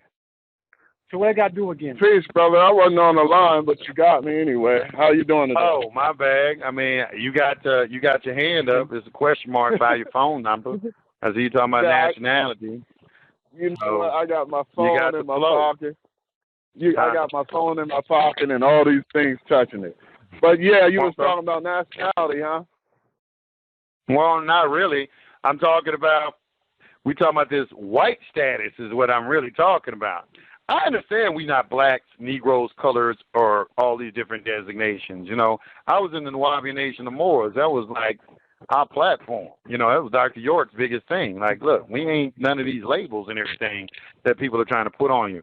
This new thing that is coming on, that white is a status and that we should be electing to have this white status is what I'm examining right now. Yeah. You've been on this for a while. I agree with as far as that white status. I mean, they are saying, though, white meaning pure, and like you said, black attracts energy and heat. And I believe that's the only reason they're saying that is because white is supposed to be pure. And since we are the only natural people on this earth and everything else comes from us, then that pureness that the creator, part of the creator, is part of us. And that's what I believe they claim. But as far as the status here, you know, I hear a lot of Moors talking about it, but I always had a problem with it. Well, I'm looking for, like I said, I had a 3-pronged test on it. First of all, because somebody was asking me, why do you give so much credence to court cases? Okay, because that's, number one, that's where you ended up. All roads lead to court. So why in the hell would I mean, that's why I asked myself, okay, well, where else am I going to go? You got some other, I mean, I know people out there trying to establish their own court. They come on common law court. Okay, they got manuals out that they have given the agents in the federal government about people doing that. Okay, about establishing common law, the rise of common law courts and everything like this. These people are not formally recognizing anything anybody is doing. Okay? Right. So what I'm trying to say is this. I'm not saying that we don't have a right to, because I'm a firm believer and all men are created equal. In my opinion, they are operating like a gang. Okay? They're operating like a gang, trying to enforce a mob or something. That's all it is, really. It's like a mob rule. That's what I've always told people. Democracy is mob rule. Because nothing happens until you get enough people on board to make a change. It has to be a number of people. That's how democracy operates. The greater number of people is going to make the rules. Right, but you know that they wrote the history, so you're not going to find any court cases trying to explain our side of anything. But the whole thing is, we don't need their permission to do a damn thing. We don't need their permission. We don't need their sanctions. We don't need anything. That's why I promote private, because that's what private law is. It is you being able to do what you want to do without the interference of government. It means that as long as I do not infringe upon someone else and their rights, I can do what I want to do. That's called private rights. That's true. But see, another thing is with that, when you're with international, with other countries, because you can trade with other countries. What I'm learning a lot is that you can trade, you have a better standing when you have a nationality behind what you're doing, because if you do any trade. Let me ask you a question. Trade in what? What can I trade? What do I? Because you tell me something I can trade with another country that I need a nationality to do, and I'm gonna show you if I can go and get it without one. Form a corporation, go and get the same damn thing. Let me explain to you why. Go ahead. Because you're trading as a United States citizen, so therefore anything you do as an employee of the United States belongs to the United States. Whereas you trade with a nationality, you have a consulate. That's not true. That's not true, because I can form an unincorporated business organization. The only thing that will happen is I will have to pay a tax. Okay? Now, I don't give a damn what your nationality is. You're going to still pay a tax because you don't own no boats, you don't own no planes, you don't own no ships, and then you don't own any ports or anything like that. So as a nation, what type of trading are you going to do without going through the United States? You have ports. You have ports right now in New Orleans that you can use. Who got a port? You have ports in New Orleans. The Moors. That's all the United States. Hey, Joe, why you think they can go in there for 2 weeks? They just want black people got them out of New Orleans, too. You just saw that, right? Yeah, that was that arc with the hurricane. And that's the second largest in the world, by the way. So you're saying that we own that? We have title to the land. The Moors have title to the land. How do you have title to that land? Where? Because the New Orleans purchase, the Louisiana purchase was wrong. That wasn't true. Okay, now, where are you going to get that? Okay, now, where are you going to get that enforced at? That what you just said? About using the ports? Your trees. No, this Louisiana purchase that you're talking about. Because I've already did research on that and did whole shows dedicated to that, too. All right. Yeah. That, you know that. Ain't none of that what y'all saying. Where's the paperwork? You know the sister got the deeds to the land. The queen. The queen down in New Orleans. No, she don't. Right? No, she don't. And that's what I'm talking about. See, that's a myth. Okay, I got the facts. No, hold on 1 second, Yusef. You might listen to this. Remember when got inaugurated? I ain't trying to. That's not true. What you said, the heirs of Henry Turner, that land grant down there and everything. It's a Spanish land grant that you're referring to. And you read the 1848 case, 1850 case, and there's another case called King versus Co. Okay, which was the foundational case where they were making a determination of the title to that property down in the South. And right now that title is vested in the United States, according to court records. okay, that we have in the public. Now, if you have something else, I'll be more than happy to look at it. But I haven't seen anything that's going to substantiate that. Now, somebody saying that they don't steal shit? From them. You said to us, this week, I'm going to use that shit when I'm out of use. Terry. I got to go to their court. And their court ain't one thing. You ain't got no court. Enforce that, man. That's what I'm asking. What was the treaty treaty? It was the treaty of break United Nations stuff.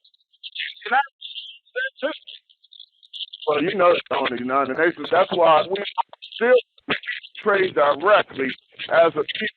Because what's the first thing they ask you when you come? What? What's your question? What is the problem, right? What is the problem with me? What is the problem with me forming an unincorporated business organization and just using the system to trade and do whatever I need to? What's the problem with that? That's the first. Know that they'll deal with you through a truck and things like that to do business. You're 100%. But so, what's the problem with that? Why need to avoid doing this? They've already got a system set. They already have a worldwide infrastructure set up. Okay, they've taken over. They bankrupt the entire planet, and they've taken over the world. It's not that they're going to take over the world. They've already taken over the world. Okay, right. So you got a commercial system that is already in place that is just not domestic. It is international as well. Okay, so why can't I? What is wrong with me using a unincorporated business organization, okay, to conduct business internationally? Almost everything that I've seen on this nationality argument and everything, I can achieve the same things privately through forming my own private organization and doing the same thing. Hello?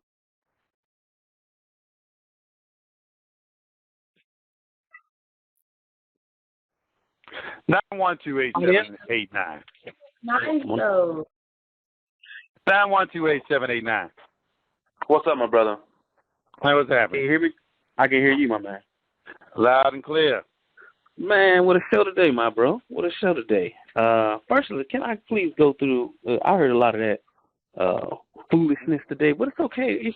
It's the education of the people. And first of all, brother, you're doing a great job.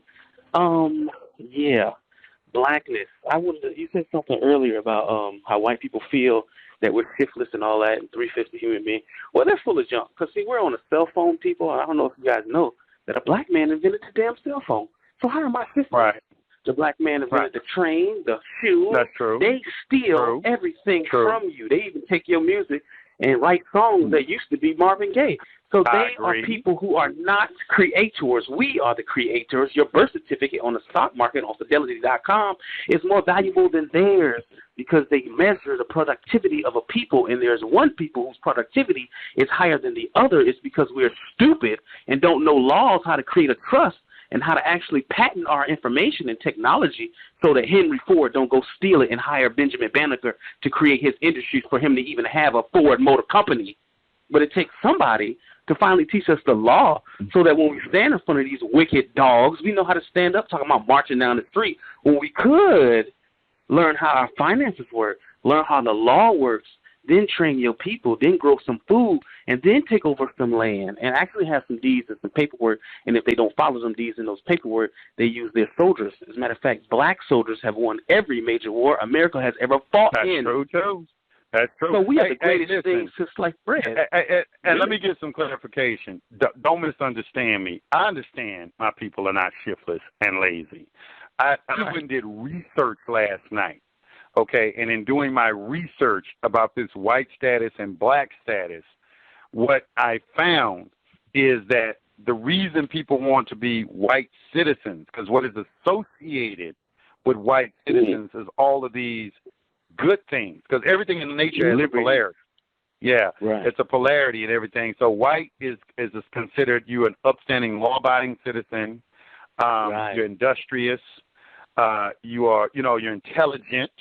You're superior and black is looked at as inferior. You know, they've always had this peer and inferiority thing that is going on, basically to justify slavery. You know, they had to have a justification for it and everything, and so that was where the dehumanizing of us came along and so forth to justify this. So it wasn't any kind of way that I was trying to say, well, we don't have the capacity and we aren't doing those things. Because my grandmother, she was very, very much made me aware of, as a people, all of the contributions that we have made to society and so forth. I don't think that we're doing it on the scale today that we did in the past. We may have a black man that invented the cell phone, but I think in the past we were much more involved in the in inventions and things of that, so more so than we are today. And I don't think it's as en masse as today. And you're right, a lot of stuff gets stolen too. And people that's what I'm saying. Stuff gets stolen too. That's what I'm saying to you. The internet, for example, which was intranet, which the government stole from a black man again. See, the thing is this: we are the only ones who forward humanity. It is given because of white supremacy, because this is how they operate through their system of lies and laws that give them the power that they get from these so-called things called Ashkenazis who put them in power, whom they owe all their debt to. They've created a system to steal all of our information and technology and then say to us that, oh, see, they ain't done nothing since y'all invented the car, when technically every single business that makes any dollar on the internet is actually owed to black people. But black people don't have a trust at all to establish any of their things so that when something we do create is protected and guarded by us so that we can control these industries. So I hear what you're saying, and I know, brother, you didn't mean anything by it. You're just making a point to the people that just because all of these systems we lived in, which is the point the brother was making to everyone who is listening, just because you live in listen, it's a race. I don't care who you are. I've been black for a long time, and I've always had white people around, even on the playgrounds. When your children go and play on the playground and they go to racing, guess what? Your children are always faster than their children. So they made a system knowing that they cannot compete with you equally at nothing. They can't compete with you equally, so they established a system to keep you a couple steps back just for their children to even have a chance to fight. That's the point. So now that we know that, we're still better than them. And if we ever, like you said, get into any organization or sport, we come in, flood, and dominate the market while they are the token white receiver on the football team. But you can't win a championship without 3 niggas playing D-line, a couple niggas playing safety, and you need 2 star wide receivers that are black as hell from every ghetto in America. So as we move forward, yes, we know that there's these problems. The brother is telling you, shut up about it. There ain't nothing stopping you right now from going downtown to your Court County house, find some unclaimed land that somebody ain't pay taxes on, go get the land, farm the land, then you can go right on YouTube, build your own solar system for free. You can go get rain gutter grow system, which is $20 and grow your own food, and then tell the cracker, I don't need you for nothing, you need me, because we don't have to come to your jobs no more now, because I don't need your money or your paycheck. Let me ask you a question. Rent, light, and water. Let me ask you, do you think the average person even knows how to start a business? That's the only thing. For my people, perish for the lack of information, not because you can beat us physically at anything, not because you are smarter than us at anything, not because you just, oh, this and oh, that. No, you got a Darwinistic, slave, racist thought process that you've created to keep you ahead on top, because the powers that be who you worship allow you to be there. But if everything was equal, you would be our slaves again. So the problem is that they've made it popular not for you to be intelligent. There was it's a lady named Harriet Tubman. She freed slaves. I live in Atlanta. Yep. She said, I would have freed more slaves if they only knew they were slaves. Guess what? If you stay in Georgia, she's talking about your mama. She's talking about your uncle, cousin, and sister. She's talking about you. You didn't know you was a slave. So what you need to figure out is, A, what's a 14th Amendment citizen? Why does the 13th Amendment state that I can never be a citizen? What is Dred Scott versus Sanford? So I'm not even an American citizen in the first place. Okay, so let me fix my status and let people know who I am and where I come from. Some of us were already here, who they call colored and Native Americans, or the children of Gad, and some of them came on slips, and they come from slips from the west coast of Africa called the Ibu, which you can trace all this stuff on slavevoyage.org if you ever want to get a chance to look at that. We need to realize that information is killing you. You're getting boloed, so them brothers that's listening in certain areas that they're held at, you're getting boloed in the court system because you don't understand the courts. You need to go ahead and hit the copyright clearance, let them know I need to read these laws and be able to post them in my court cases. Read the law and understand what's going on, which is the knowledge, and then you apply knowledge, which gives you wisdom. You can have a bunch of knowledge that'll puff you up, but you lazy and don't know nothing. But you take the knowledge that you got and you apply it, now you become wise. And everything you need in your life you have. You ain't never got to say, we want to fight for reparations. No, player. We got $1 trillion worth of generating income every month. What we're going to do is create solar powers. We're going to create solar power systems and sell them for $300 to every nigga in the ghetto, and then chuck a deuce to Georgia Power and see how fast Georgia Power have a problem with Black Lives Matter. You see? See, that's knowledge being applied in your wisdom. But that's the only reason we're in the situation we're in. So people like you that handle the legal problems. So we say black community, the Hebrew community of America has decided that we don't want to pay you no more money, police department. We've decided we're not going to let our children play for your PAL league, police athletic league, and then we watch the income of your police department fall to the ground, and we're not going to send none of our sons to your football teams no more. We ain't going to cry about being victims no more. We're going to put them in hand-to-hand combat training. We're going to put them in weapons training. That's right. So when you do go out there, we disarm you and make you look like a fool that you are on camera. And then if you get to act stupid, we're going to have the ability to citizens arrest you and stop claiming all of these excuses about the pain and problems we got. We're stronger than that. We can go through the pain. We can work in the sun from sun up to sundown, build every city, and still be better than you. So I don't care about what we went through. It's about what you're going to do now today. Don't tell me no story about the systems. Yes, we understand. We're going to pit the light skin versus the dark skin. We're going to pit the old versus the young, which is Deuteronomy 28 and 60 and the book of Leviticus, the 23rd chapter. We're going to do all these things to you. But now what you going to do for yourself? Stop being a slave. Realize that your hands, black male, is the best of all hands according to genetics. The father of genetics, his name is Gregor Mendel, and he says that you are the dominant gene. And if an example of dominant gene skin is dark skin. An example of dominant gene eye color is brown color. An example of recessive gene eye color is blue. So the person who tells you he's the greatest is really the worst. So now get over it. Get over the system they've created. Use what you got every day since you're the greatest hustler in the world because the drug game is operated through you. And if you don't sell none of their drugs, I'm in love with the cocoa. If you turn that dumb junk off, and create an ability to create for your own family, they'll come begging to you. The whole world comes to America to make money off the black man back. The Chinese, the Arab, the white, the Russian. What happens when we don't give them no money? The whole world is based on your back. The people who are under the voice of this genius is creating yourself. I've always said that. I've always said that, too. I've said that it don't matter if you claim your nationality, anything, because it's like they don't care. You still giving us your money. Exactly. You're still giving us your money. You need to do. Figure out why.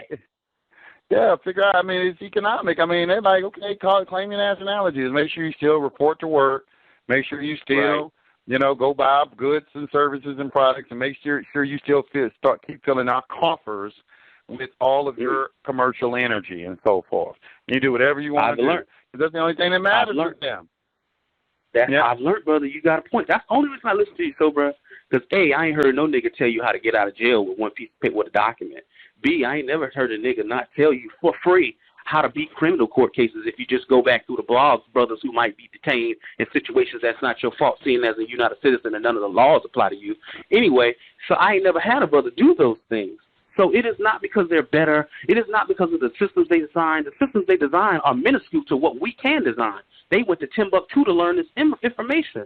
They went to Kemet to learn chemistry, son of Ham. Hamet, I don't understand the whole Egyptology thing. Ham, sons of Noah. Anyway, they went to Kemet to learn chemistry so that they can even get what they got. They got their language from us because all languages are based on the Hebrew language, the Aleph Beit in every language. So you're right, sir. The excuse time is over, sir. The whole marching, that's all bullshit. What you need to do is find some books. Get some niggas together who ain't want a thug and all that. Get a book club together and say, how is regentrification established that they can move our ghetto from one place to another? Exactly. What way are they doing that? I don't know, brother. Because you don't know, you being a victim because you don't know something. I think what you're proposing is we put together think tanks.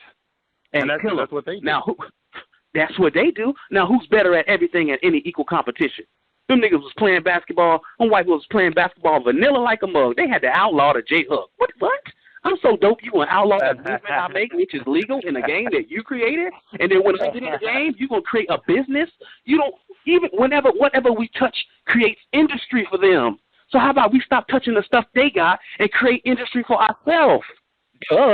If they want this whole thing about black colleges and all that, you want your HBCU to play good? Stop sending your sons to racist Auburn University, boy, and send them to a black college and see how all these white people who say they hate you. That's another thing. How you a racist? I hope you're on the phone, racist white man. How you a racist but you wear a Florida Gator hat and the Florida Gators can't win a championship without niggas? Break that down. You love me. You hate me so much you love me. So since we realize that now, how about we just stop all the fighting? Turn off anything that is going to cause division, like gangster rap music. Turn off anything that's going to cause division. Turn on everything that is positive. Study and find out through the law, which is the general operator of this country, because that's the only way you can get some. I don't care, brother, you're a young man, if you're a great hooper, guess what? You're going to have to sign a contract, and the contract is made by these evil people who are assigned to the British Crown, the bar registration. So you need to learn how contract law works. You're only dying because you don't know something. That's all. So the man is telling you over and over and over with his blood, sweat, and tears. I know he's getting threats. I know these crackers is watching. I know it because they got a whole program called COINTELPRO that proved to you, even when we saying peace, love, and hope, they killed Malcolm X, and the government was found guilty of it. Even when we saying fight the power, they killed Martin Luther King, and the government was found guilty of it. You need to understand that they only beat you because you're stupid. There's a law in the state of Georgia called flogging. They would kill you for walking around with a book. Why is it so important that they don't let you get information? Because they know they can't beat you at a rock, paper, scissors race. And you know they what? Make movies about how white men can't jump. And they had a book. I wish I could locate this book. They used to sell it at the Shrine of the Black Madonna. If you're in Georgia, right. The Shrine of Black Madonna bookstore. It was called 5,000 Lynchings in Georgia. And I had that book, man, and I cannot find that book anywhere, but that's the name of it. I remember the name of it. It's called 5,000 Lynchings in Georgia. And it was showing that we got lynched in Georgia up until 1970. Lynchings didn't really effectively stop in Georgia until around 1970. And it was just a book chock full of information. And people need to know these things, about, these laws are on the books and everything and how they're perceived. And I agree with you 100%. I've always said, too, that, the reason our people don't go to our colleges, because I was thinking, why we don't start a professional basketball league? It's like, why we have to go to their league? Why don't we start our own? If everybody just left, I think what it is everybody's getting the advertising. I think advertising and the money that's being paid is what's so attractive and everything. So you have to go through their system to get the money that everybody is looking to receive. And also, there's this perception in corporate America that if you go to one of these prestigious universities, there's going to be a preference that's going to be given to you as opposed to going to a historical black university or something like that. This is the perception that's out there, But go ahead. Right, and the perception means it's a misinformational statement they're telling you. All that is that you told me is they lied to you and told you if you go to Harvard, you get a job. They lied to you and told you if you go to the University of Florida, you can get a better shot at the number one's contract. LeBron James didn't play for no college. Everything on ESPN called him the greatest. So it matters about your talent level. If your talent level is high and you are wise and intelligent, the market comes to you. It's about supply and demand. You don't need them, they need you. If you have a high intelligence level, it comes to you. So stop figuring, that's a slave mentality. I just need master to get it done. Brother, you opened my mind when you told me that I don't need to get a job. I said, this nigga is crazy. I don't need a job. Wait a minute. I'm a great musician. I'm funny. People think I'm handsome. We having a good time. Somebody besides you just laughed on this conversation. So somebody might pay me for being smart. Let me believe in myself. Let me believe in my talent. I don't need a record deal. Let me just play a beautiful song and somebody catch it on YouTube and then be Slim Thug and sell $9 million worth of records. And I tell the industry, player, I want $50 million up front, period. Oh, you ain't got my money? Run on. And then have Epic come through. No, you ain't going to give me $50 million? Run on. That's what you need to do and realize that we are the goal of the world. Revelations 2:9 say you are rich, yet you stay in the ghetto. You don't understand that every part of America is based and founded on your back. Every country in the world makes money off of who? Therefore, everywhere in the world make money off the niggas in USA. Everywhere. That's right. Now, as we go on, brother, I wanted to ask you, can you please put a class together that teaches brothers that might be in a bad situation with access to the information that you're talking about, step by step, Like, can we do like courtroom? Just have a day where you be the judge, somebody can be the judge. We need to do that, bro. Yeah, we need to do some kind of, some role playing as far as court and everything. I'll do that. Y'all don't understand that I get inundated. I mean, I got a line of people that I got consultations with. Man, I'm just one person, and it's like I want to do so many different things. And it's like some days I just got to cut off the phone to concentrate on things. I work every day. I work 7 days a week. Believe that. Bro, sometimes I'll take a day off. I'll just say fuck it. But I'm putting together some things. Trust me, it's coming. It's coming. Let me make an announcement real quick. We got about 41 more seconds on the stream. If you're listening on the internet, you can still keep listening on the internet, okay? You don't have to call in. Just simply go over to highfrequencyradionetwork.com. If you're in the chat room here on Blogtalks, just go to highfrequencyradionetwork.com. That's my website. I'm simulcasting over there. Just go over there and push the play button. As soon as you go, you'll see a little button with a play. Just push that, and you can keep listening to the show, okay, without any break in the show. You got about 10 more seconds left, and it's going to cut off on the stream. So go over there on highfrequencyradionetwork.com. Got a chat room over there and everything over there. All right. Brother. Also, sir, before we go, man, go ahead. I hear you saying that you're alone, but I done begged you 3-4 times to help you out, man. I know you have. Lunch one time. You have a little attack, homie.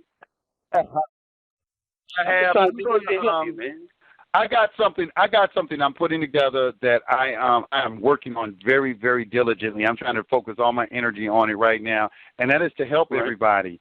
To try to my thing is I feel like we need to learn how to is utilizing private trust and like a suit. But we got to learn how to start to aggregate our capital together, and so we can start funding some things. That's just my priority. I want to start something like another Black Wall Street. But we don't have to make it in. Yeah, we ain't got to make it in one area like we did. We live in an area of technology now. We can have our storefronts on the internet. You can work out from your home. There are so many opportunities that are available. It's just mind-boggling. People just need to be exposed to it. So, these are the things I want to try to implement with us. I want to get us out away from these jobs, away from this dependency that we have, and bring people into a realization that, hey, look, man, you ain't got to be dependent on these people. You don't need a job. You don't need they depend on you. All you need is they depend on us. But that's what I'm trying to tell you, Yusef, sir. Listen, it's like the Utah Jazz. Remember that year they had Carlos Boozer, but then like 4 white boys and they couldn't go nowhere in the playoffs? They have a system. They have a system that they know that you need 2 to 3 Negroes to work together to win a championship. That's what it is. I just want to be your point guard, sir. You can LeBron it all you want. Talk on 3 niggas. I ain't really too much tripping. Just let me distribute the rock one time. And I'm going to ask you one more time in front of the Most High Yah and all the people on the call, brother, listen, can I pay for your lunch one day? I'll at you one time. Figure out where I fall into the system. I don't care who leaves. Let's just. Are you in Georgia? Okay, yeah. I'll tell you what, man, I'm going to give you a call at the show, man. We'll have lunch. We'll do lunch or something, okay? We'll do it, all right? Well, all right, man. But I'll let you free, man. I love you, man. Keep rocking, man. Peace and blessings to all who came on the line before, man. Shalom, man. All right, peace, brother. Peace. All right, real quick. All right, let me do this, y'all. That brother does call in all the time, man. He's there in Georgia. I come out and meet people in Georgia. As a matter of fact, I'm going to be I posted on my Facebook page. I'm going to be teaching. If you want to meet me, I'm going to be out in Atlanta this coming Sunday. We're going to be doing some classes, and I posted it on my Facebook page. It's a privatization class. It is going to be at 5240 Panola Industrial Boulevard, Decatur, Georgia 30035. If you want more information, you can reach Keysat L. Bay, and you can give her a call at 305-396-1509. Okay. With that, real quick, we're about coming to the end of the show, but I got something I'm going to read to y'all, and it is a book called White by Law. And this was very, very interesting. I'm not going to read the entire thing, but this gets into some of the things I was talking about this definition of white versus black. And it says, it is in its first words of the subject of citizenship, Congress in 1790 limited naturalization to white persons. Though the requirements for naturalization changed frequently thereafter, this racial prerequisite to citizenship endured for over a century and a half, remaining in force until 1952. From the earliest years of this country until just a short time ago, being a white person was a condition for acquiring citizenship. Whether one was white, however, was often no easy question. Thus, when immigration reached record highs at the turn of the century, countless people found themselves arguing their racial identity in order to naturalize. From 1907, when the federal government began collecting data on naturalization, until 1920, over 1 million people gained citizenship under the racially restrictive naturalization laws. Many more sought to naturalize and were denied. Records regarding more than the simple decision in most cases do not exist, as naturalization. Hold on, let me blow this up so I can see. I can't see too good. Okay. As naturalization often took place with a minimum of formal court proceedings, and so few produced any written decisions. However, a number of cases construing the white person prerequisite reached the highest state and federal judicial circles, including in the early 1920s, 2 cases argued before the United States Supreme Court. And I want to jump down, and it goes into, well, how did the courts define who was white? What reasons did they offer? And what do those rationalizations tell us about the nature of whiteness? Do these cases also afford insights into white race consciousness as it exists today? What finally is white? Okay? Now, the racial prerequisite cases. Let me go down to, let me read this. Let's see. Okay, raising fundamental questions about who could join the polity as a citizen in terms of who was and who was not white. These cases attracted some of the most renowned jurists of the time, such as John Wigmore, as well as some of the greatest experts on race, including Franz Boas.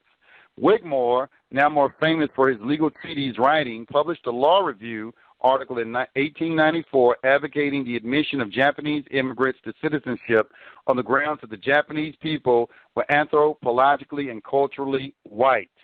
Boas, today commonly regarded as the founder of modern anthropology, participated in at least one of the prerequisite cases as an expert witness on behalf of an American applicant arguing he was white. Despite these accomplished participants, however, the courts themselves struggle not only with the narrow question of whom to naturalize, but more fundamentally with the categorical question of how to determine racial identity. Though the courts offer many different rationales to justify the various racial divisions, they advance 2 predominated, common knowledge and scientific evidence, and they have went off of common knowledge, okay? All right, so that is, and I'm going to go down here and read about this, about whiteness. And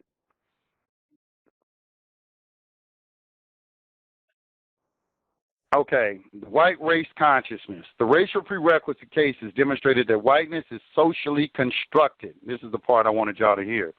They thus serve as a convenient point of departure for a discussion of white identity as it exists today, particularly regarding the content of whiteness.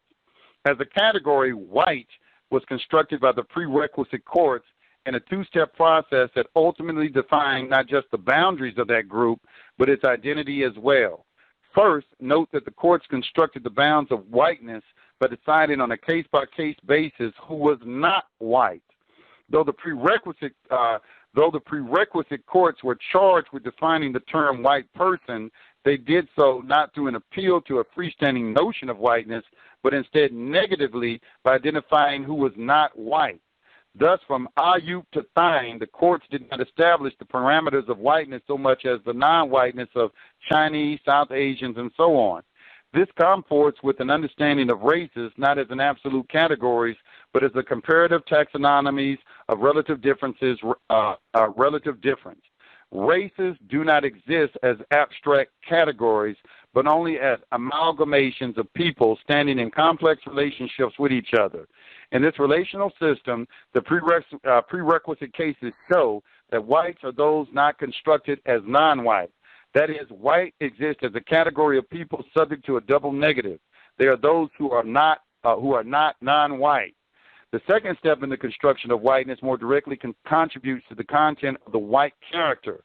In the second step, and this is what I want y'all to hear, in the second step, the prerequisite courts distinguish whites not only by declaring certain peoples non-white, but also by denigrating those so described. For example, the court in Fine wrote not only that common knowledge held South Asians to be non-white, but in addition to the racial identity of South Asians is of such a character and extent that the great body of our people recognize and reject. The prerequisite courts, in effect, labeled those who were excluded from citizenship, those who were non-white, as inferior. By implication, those who were admitted white persons were superior.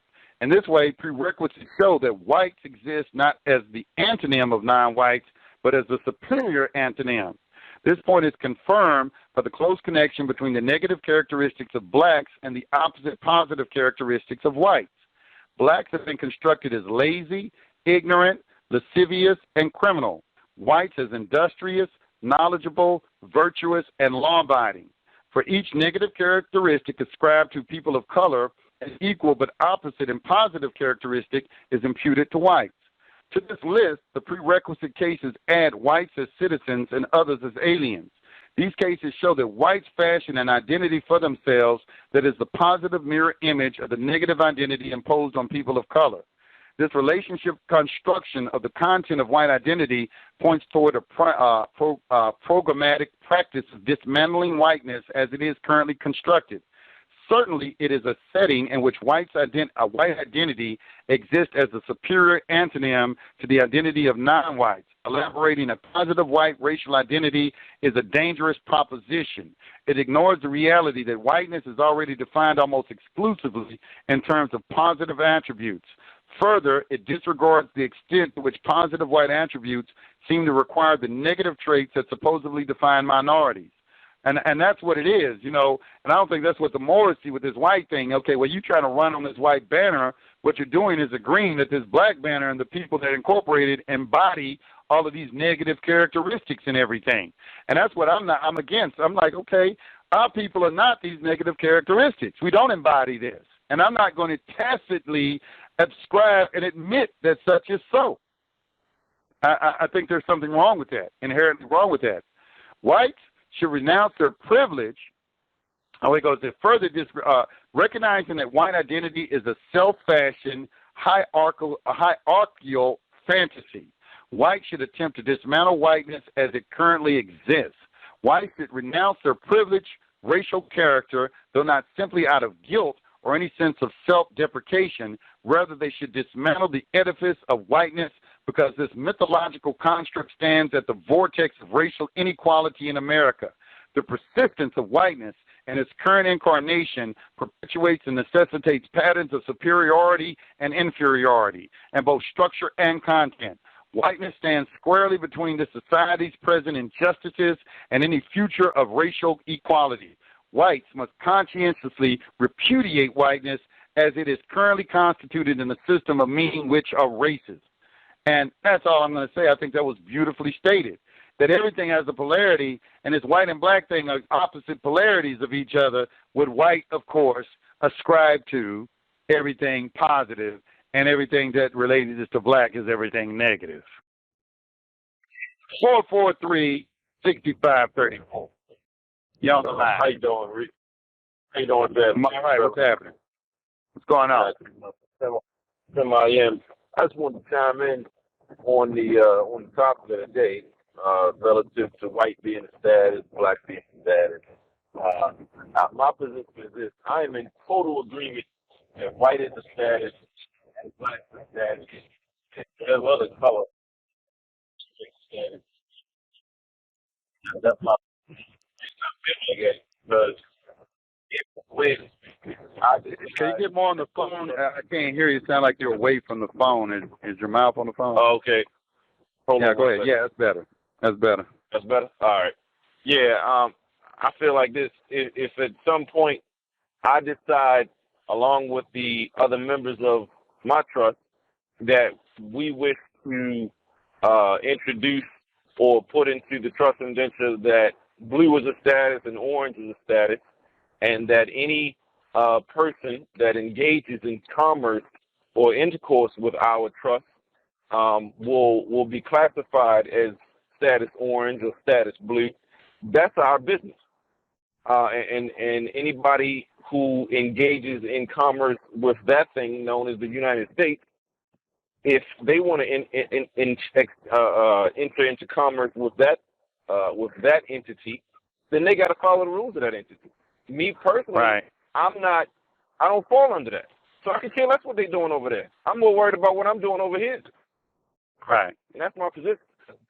Okay, now you say you firmly believe that white is a status and black is a status. Okay, now that I have to qualify that because you say you believe. Okay.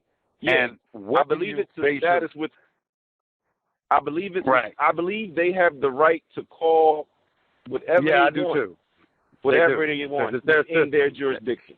Yeah, when in their jurisdiction, and I agree. And as a matter of fact, that's something I haven't spoken of, is that all of this is their creation. I mean, it's like when I kind of look at them, it's like it came over here on this land, and they kind of formed their own society for their benefit. And why wouldn't they do that? Right. Why wouldn't you organize yourself if you're in a foreign place? You know, why wouldn't you structure yourself? Why wouldn't you put up with defenses, get yourself a military? Why wouldn't you, organize and have an ordered society for your benefit? And, it's like that's what they did. I can't fault them for that. I fault us because we haven't structured anything for our benefit where we can define terms and to define ourselves. So, that they have the right. They have the right to label us how they want and everything because it's how they want. Their system. It's their system. Well, again, they label. I look at it. They label in their property how they want. That does not necessarily make me their property because, again, I don't engage in commerce with them. I don't have a bank account. I don't operate within their system. So it'll be difficult for them to find a contract that both of us, that I'm an agreeing party to, or that they could say by my behavior I'm a part of. Because I don't, again, I'm a very private individual. I don't have to tell I don't mess with them like that. So I stay in my lane, and I expect them to stay in theirs. And even though I understand that the system is designed in a way for their minions not to understand what it is that they're actually doing when they arrest people or when they shoot people in the head, they're not supposed to understand what they're doing. They're supposed to be robots. That's why certain, if you're going to get into that field, if you can't have a high IQ being in there. Because it is something they don't. They don't want anybody. I heard that they categorically reject people that demonstrate too much of a high IQ of independent thought and so forth. Absolutely, because it'll go against the grain. You're going to question their system because it doesn't make sense to you. So they can't have that. That's bad for business. That's bad for business. That's bad for business. Well, hey, brother. Hey, appreciate the comments, brother. I'm gonna move on. We got a little bit of time left. I'm gonna try to get the rest of these calls. Thank you for that, brother. Appreciate it. Peace and love. All right, peace. Let me go back to the phone lines real quick. 337-2630. Got a couple of minutes left. Trying to get all these calls in. 337-2630. You on the line? Oh yeah, I'm here.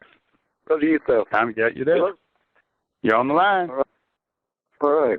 Great conversation coming through here on so many levels. And I came in when the sister was, I guess, being advised that the men need to be allowed, if you will, an opportunity to discuss things. And it reminded me of when I walked into ministry about 15 years ago and cutting the grass during the middle of the week. And I went and asked them, I said, where's the men in this congregation? Where's the men in this church? How come you cutting the grass? Don't you have better things to do?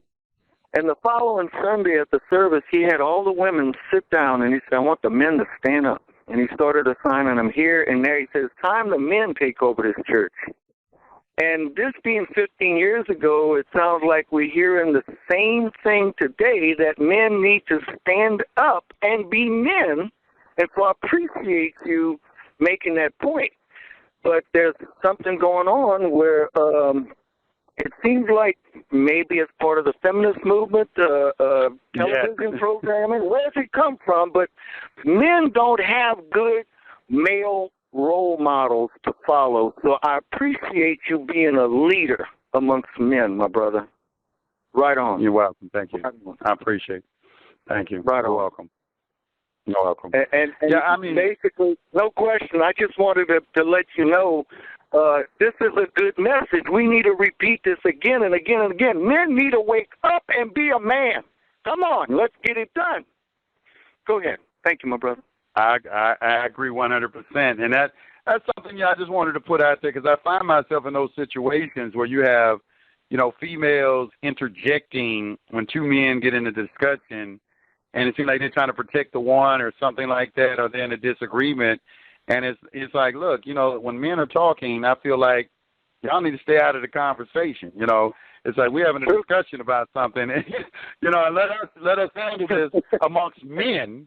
And if we need to, we'll ask you for your input or something like that. But let us discuss this. This is a man type thing that's going on right now. And I just feel like, sometimes, females need to you need to let them know, hey, you need to sit down and just listen for a second. Let us handle this, And we value your input, but we don't need it right now.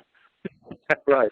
And if I could stand up for the sisters, watch this perspective. I'm going to be an advocate for the sisters. When the men don't stand up and be the man, be the leader, have a plan, execute it, get it done. You start it, you finish it.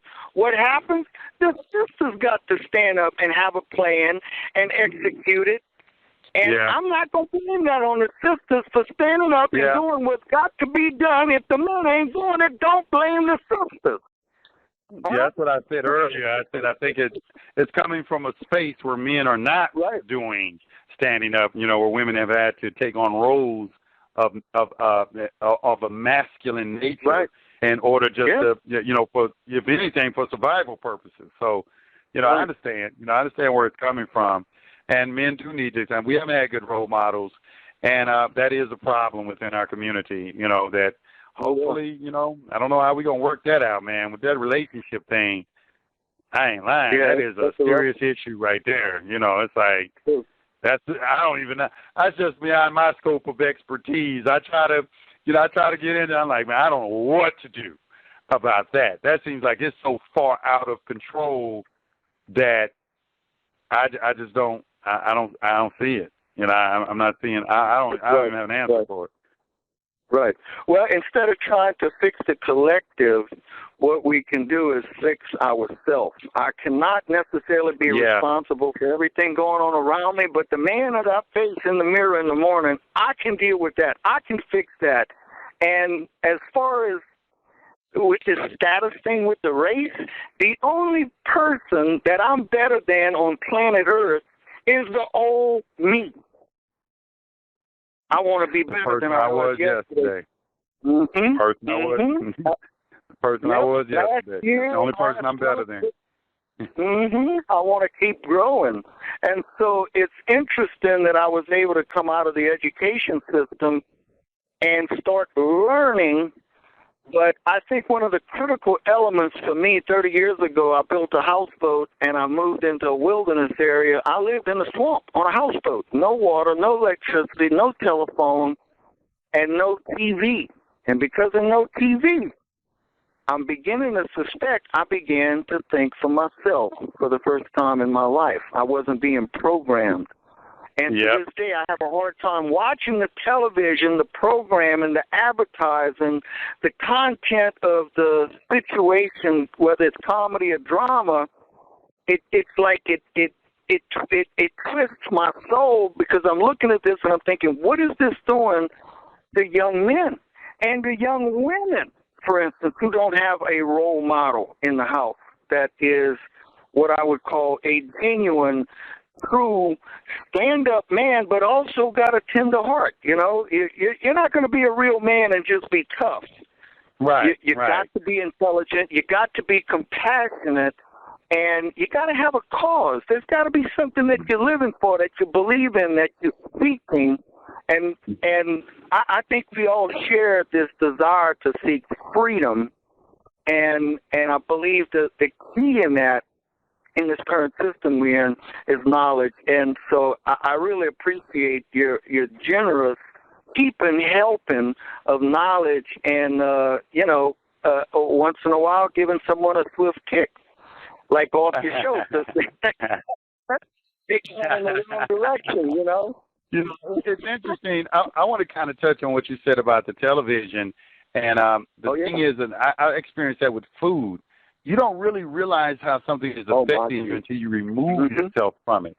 And once you remove yourself from it, I even do these tests with food. Like, I remove myself from eating something for a couple of months, and then I might go back and eat it. And then you can tell if you pay attention, like, damn, that made me, like I've noticed the fear thing. Like, for instance, if I slip and ate some meat, I'll notice that I start getting, like, anxious, having anxiety, because of the fear that was in whatever the meat it was. Now, at first, I might not have known it or associated those feelings I was having with what I was eating. But once you remove yourself from it, you start paying attention, you're like, damn, I just ate that food, and now I'm feeling this way. And it's like, it's something in that damn food.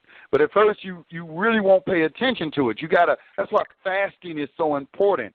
Not only, fasting on diet, but you got to mentally fast from things too.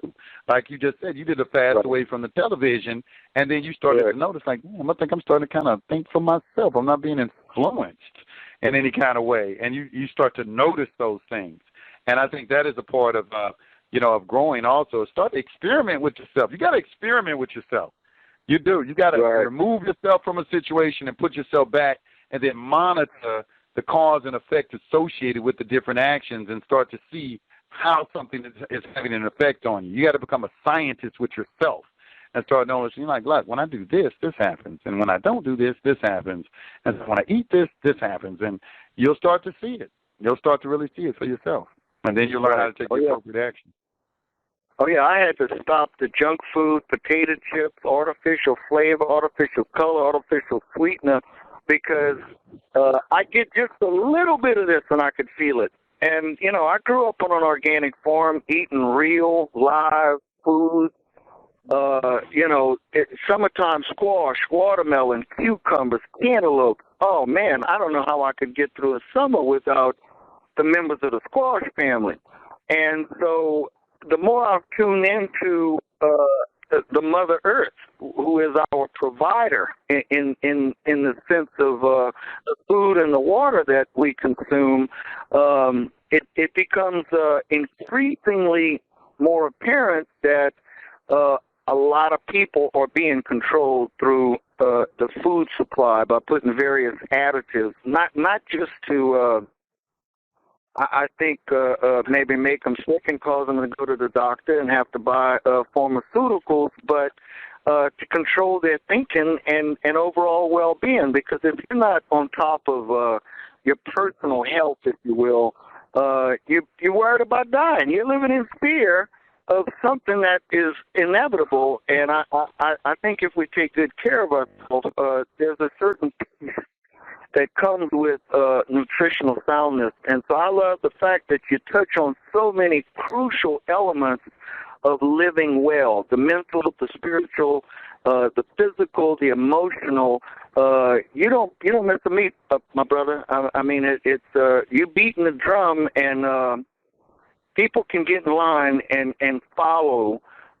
Because I don't find anything that you're throwing out there that I have any objections to. And that's kind of rare in this day and time. There's so much nonsense that I don't want to hear it. I don't have time for it. Kind of like when you kick them off your show, it's like, we got to move on here. We got better things to talk about. Right. And I've actually lost some friends. Like one brother, this was 3 years ago when the new Pope Francis, come in there.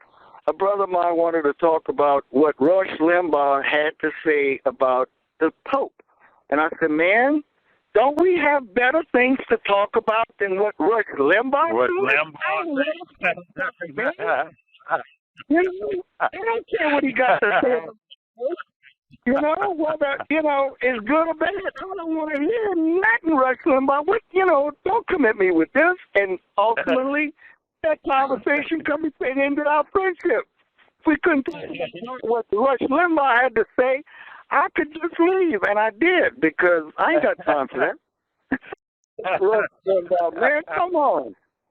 We don't even think out there. We're going to Rush Limbaugh for things to talk about? Oh, yeah. So, look, hey, look. Yeah, my brother, I yield, and I appreciate it. All right, peace, guys. Okay, let me see how much time we got. Okay, we got a little bit more time. See if I can bring in some more callers. What is this? 1111111. Somebody got a blocked out number. You're on the line. Hit your mute button. Hit your mute button. Going once. Going twice. All right, 440-9761. Peace. Peace, what's happening? Oh, hold on, let me take the speaker off. Hello, can you hear me? I can hear you loud and clear. Okay, yeah, brother. Oh man, first of all, man, I gotta give you, man, a lot of props, man, because it seems like every time I got a good comment or something, you know, you end up touching on the subject. And it's like as we travel, you know, looking at all the things that most claim that would deprive them of the position, like all of these excuses, it always come back to, you know, how much we gonna put into it. You know, you only get out of stuff what you put into it. And a lot of times when we allow for people to bring us things that may not be valid, it's because it shows that we are, you know, haven't learned our lesson from having people bring stuff to us that's not sufficient. You know, that sort of like reflects the mind state to me of a slave. And I wanted to comment on how you got a lot of brothers that mean well, you know, but they suffer from the same thing. You know, they mean very well, because I had got myself jammed up messing with a guy. You know, I had heard about some things, you know, got myself nationalized and then found out that they couldn't help me, not to say nothing bad against nobody. But then I shot down south, you know, and I met some brothers, and I just wanted to learn. My whole thing is I was immune to what they was going to bring to me anyway. I just wanted to learn how to eliminate this from ever happening again so I can teach my children. Because at the end of the day, it's like leaving your children with a babysitter. You know, if the babysitter is not informed on what to give your children, you know, your children could potentially end up being messed up. So you can't just allow for anybody to bring certain things and just for you to, you know, and just to accept it as that without doing no own personal research. And it comes back, it always goes back to a spiritual thing, because it says those that they will hear my name. You know, those that are called, they going to say, man, listen, I don't even care. Dissatisfaction brings change. That's what I was taught when I was brought into this.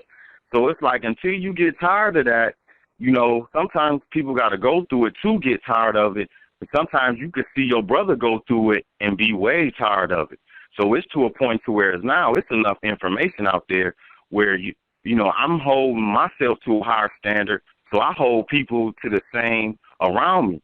And I know that people will reject you and try to make you seem like you crazy, and which makes me want to comment on like this little war that I was saying that we was having. And you sort of touched on it, but you didn't put it in this context on how people are trying to, if you're not searching and try to come to the truth with something, it's like you allow for falsehood to stand. So it's like there's, you know, in society, you got, you know, just like you got the forces at play. You got people that are projecting that certain things are correct, when in actuality, that's not really what it is. So it's like at the end of the day, there's this big, you know, it's as above, so below. It's not even flesh and blood. So, and that's the thing that I've come in to accept with myself, that a lot of us don't want to change or disrupt the lifestyle that we come to acquire because of being passive.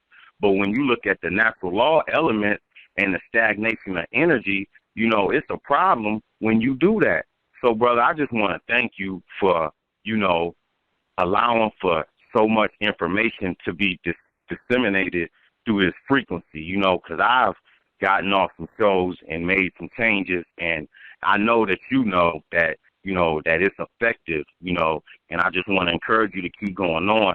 And I wanted to make a comment on, like, if you want to build some type of bodies in the future, that, you know, there's a lot that comes with that, and I can see why you may not all the way engage with particular individuals based upon the background check and certain things like that.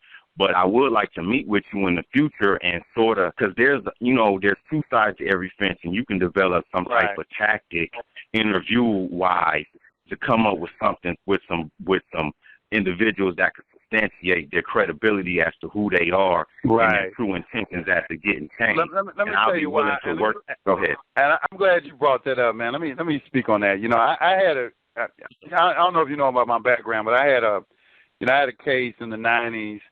And I had this big organization, about 50-something people, and I was the head man of it. So I got street credit, is what I'm trying to say.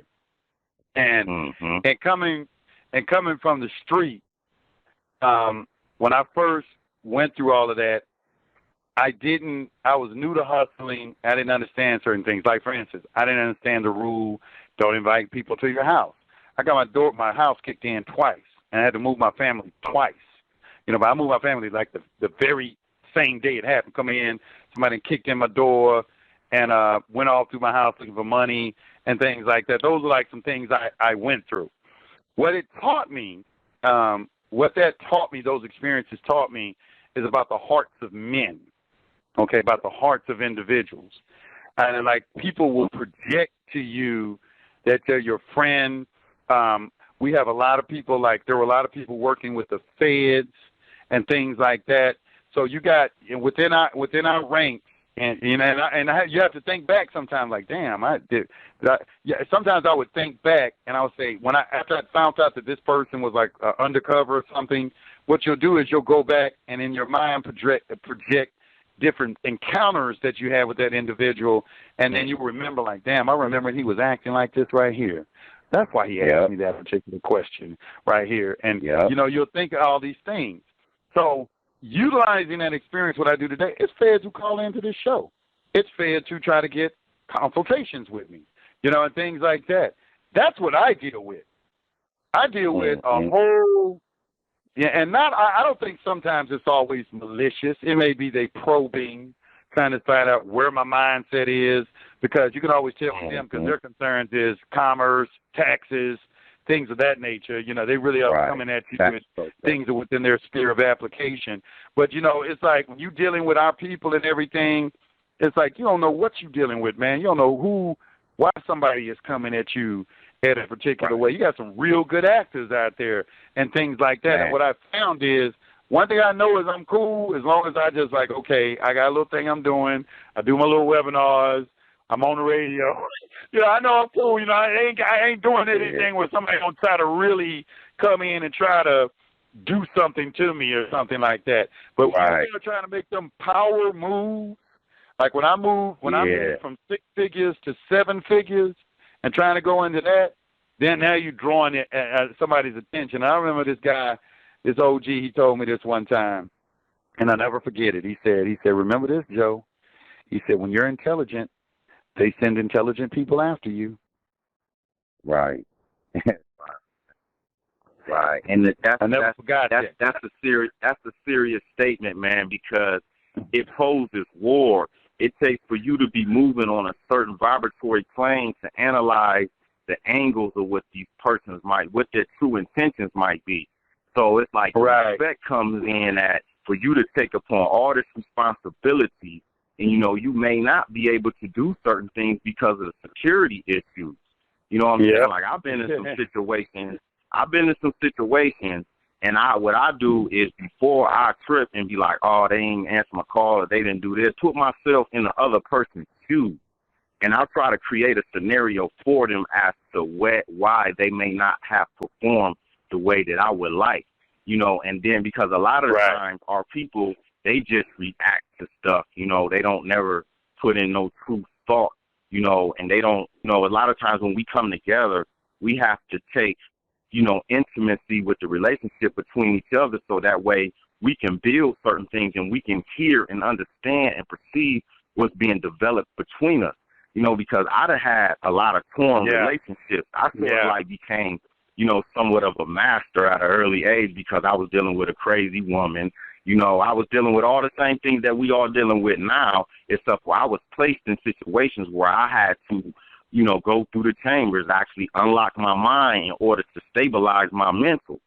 So it's like I understand that nobody wants to be, you know, in a position where they're being openly attacked, but everybody wants to help. You know, and then like I can't say everybody wants to help, but for those that want to help, you got a lot of brothers that would be willing to step to the forefront. But I mean, a wise man only walks into protective measures. So I do understand, you know, your position, but I also do believe that there is a way. You know, the power of duplication is very powerful. You know, they built the system. You can sit back and just build a system that can move on its own. But it takes powerful minds. I believe that I have a little bit of capability, you know, to add on because of the type of deceptive thinking that these brothers have. Me being down those roads, I feel like that I can add a lot to, you know, the anti-provisions that would, you know, just protect whoever. You know, because the system has to protect itself. Theirs are in play, and it's spiritual. When you weigh it from the other side, it's like, wait a minute, this stuff is protecting itself because it's all on us. It's deception. If you allow yourself, that's why I believe in international law that deception is legal, because if somebody wants to perceive something because of the way that you put it, and you might not necessarily be telling a lie, but if they perceive it that way, then let them. You know? When you come out, when you come out and you be a leader, you got to be willing to sacrifice, because you know you got to be prepared for sacrifice, because you could end up being a martyr and any other things. You got to be aware. It's no different than if you're gonna hustle.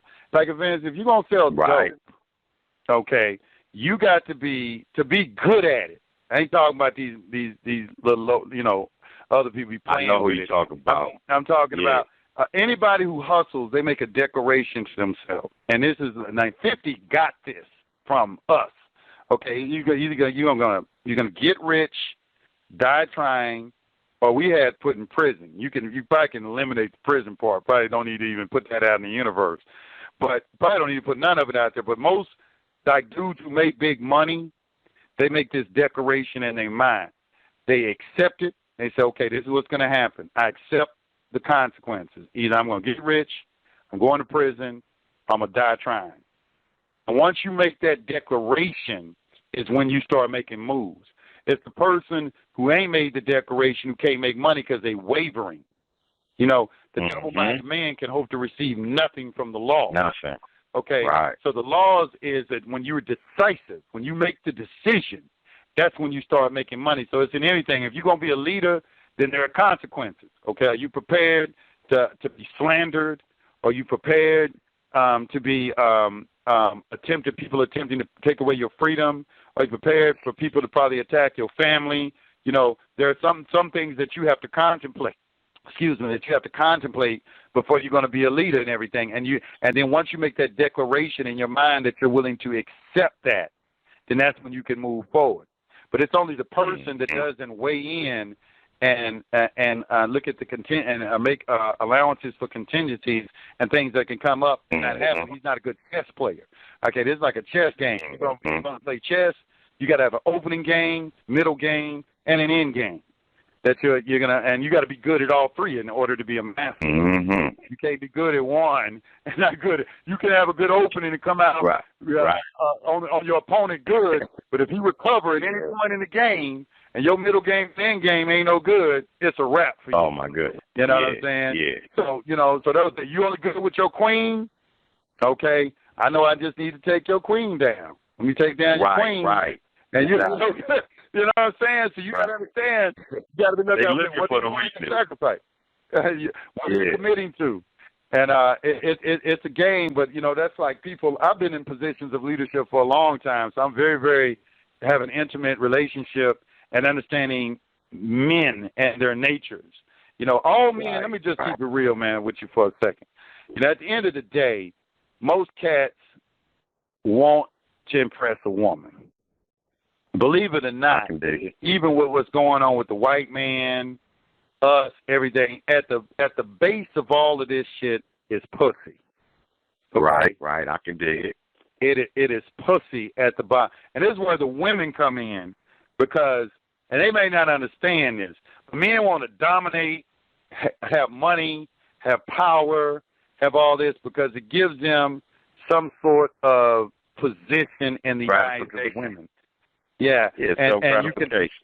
It also allows you to get the most your pick of the women. Yeah, the most I can dig it. Beautiful, the most desirable, things of this nature at the base of all of this. So this is going to engender in me jealousy, competition. Oh yeah, I've been there, brother. You correct. Yeah. I know. And things like that. So you got to understand. And then some men will go to any length to obtain that. That's why dudes buy women. Things like that. Right. I'm just gonna buy ass, or whatever. You got these different mentalities out there, and these different people who have different levels of discipline as it relates to women and different things like that. So you working against all these different things that are happening out there, and you got to know what you're getting yourself involved in, man. Let me comment on that. Agenda. Yeah, go ahead. Right. Let me comment on that. You 100% correct, and I understand. I'm really speaking from a position where a person can reach out and make things happen, but people have to make that happen. I do understand, in regards to, because I'm not one that particularly feels like that I could actually, I probably could, but just as myself go out there and, I don't feel that. I feel like the unity has to start with me. So me as an individual, like I've been through things that you talk about, like at an early age, like I didn't know what I had, like as far as genuineship, being a genuine brother, good-hearted brother, and these things you would never think are envy because you're looking at life a particular way, and it's like, man, you having all of these encounters.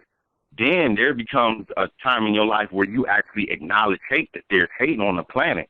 And it's just, everything opposes the next if, without you having nothing to do with it. So I do really understand especially with that women thing because, it was just an incident where a brother got, just jealousy is really the biggest thing, especially if that power is the first time that you've had anything up underneath your belt. Because I really personally don't believe that the universe is going to grant you certain things if you haven't showed yourself worthy of using a particular type of power. Yeah, because you only get what you put into it. And it's like, I know exactly what you're saying because, there was a time where I was getting a little money before, but the money didn't make me. I was already, a handsome guy, well-groomed for my mother. But you got all of this jealousy and people only seeing what they see based upon society. So people can be jealous of something, not even knowing that what they seeing is not what they really see. So I truly understand. And it does really have to be addressed because that's the war. Because you got some guys, even with the information, you might be a positive brother and be building with a sister and know that you got the responsibility of building first. But then you got another brother who may step in and say his whole bill is to really draw her up and try to draw her down. And you know what I'm saying? And, he's using, and it taints the true reality because that's the whole war period, is the true reality. It's trying to fictitiously, impose its will on the false reality. So, it's the same thing with us with manifesting these behaviors. And like with, just like Facebook, I use as a good example because you got a lot of, religious concepts and esoteric school concepts being tossed around. And without a thorough understanding and esoteric knowledge, which is the foundation of all of this stuff, it's like you won't see. It's like most people think that, oh, man, that's just too much. But once we categorize this stuff and begin to draw a map, which is like a conclusion, and position ourselves, like the brother said, man, when he got rid of that TV, he believed that popped on. I know that's when it was. Well, I highly believe it, too, because I did time brothers used to have thousands on my book. They'd be like, man, why you ain't got no TV? I'd be like, man, because that brother just told me down there that it was called Tail Eye Vision. I'm 30-some years old. I don't know nothing about some brothers that he just named, and I ain't got no time for nothing because they done made me look like a fool. I thought I was a smart hustler out here, you know what I'm saying, doing what, the best that what was given to me, but now something else is here. Brother, I'm going to do what I got to do to make it, but believe me, I'm going, instead of being part of that $1.3 trillion debt, I'm going to make sure that I get here and get some webinars, or the women need to just kick me in my ass, flat out. You know what I'm saying? Because at the end of the day, when a woman look at a man, she really looking at an expression of his mind. And, there's a big battle with the women because, like you say, everybody wants pussy. But, excuse my French women, but, some brothers is not willing to make the sacrifice because they don't have the knowledge to say, man, I'm a king. I can get what I want anyway. I'm going to allow her, I'm going to give her something that she's, that's been waiting for her all this time. And I had an incident where I was just chopping it with, a younger brother about this. And I told him how I was able to perceive his, pretty much his, some of his intentions, his level of understanding on certain things. And I pierced into, and it got kind of heated, but we both somewhat knowledgeable brothers. And I was showing him like, man, we got a responsibility to the woman. Like all of the power you is gonna be there. The woman, I mean, that's gonna be there. It's up to you to impregnate the womb so that when you plant the seed, you could produce the right seed. And he, and that's the main thing, brother. I do know that is very major, and that's why I had mentioned in the comment, like, let's just start, projecting the energy. That knowledge is very cool. I'm talking about we just spreading it. Knowledge is very cool. All that ignorant stuff is just completely deaf. And just start projection. Like the leader is the thought, projection of the thought. So it's like high frequency radio, based upon what it has definitely done for me. I'm like, wow. I went back into some old writings, and I'm like, man, that's all we gotta do is collect the thoughts through this one, this frequency right here, and which is already going on. Regardless, this going on. That's why I applaud you. That's why I applaud you for operating this science. I'm always looking and seeing some other people, and they got their little shows on YouTube, and then I see them start talking about something I was talking about. I wonder did they hear my show or something like that. Right, they did. They did. It doesn't really matter though, because it's like what's really important is that the frequencies are changing. And, and things get spread around and so forth. That's when, because that was my vision for high frequency radio, was I said, man, the only way we're going to have some changes, and everybody got to know this. Everybody got to know. That's the only way we're going to change it. It's like, I got to educate the people and make them aware of what the hell is going on, because, just me by myself and everything, all they got to do is snatch me up and hide me somewhere, and it's a wrap. But if you I got something written down that you had said. It's called, it came out of a book more than, knowing that. It's a centralized administrative structure. And when you had made that statement, I'm like, wow, that's me. Like, I'm centralized. I see things from the out, but I see how it applies in. And if I set up things around me as a system, like in real estate, I can actually I can rehab my whole life. So I start converting these principles, like that book you was reading out of, how that As a Man Thinketh, or one of those other books, and you can actually see how everything everything applies, but people have different ways of putting it.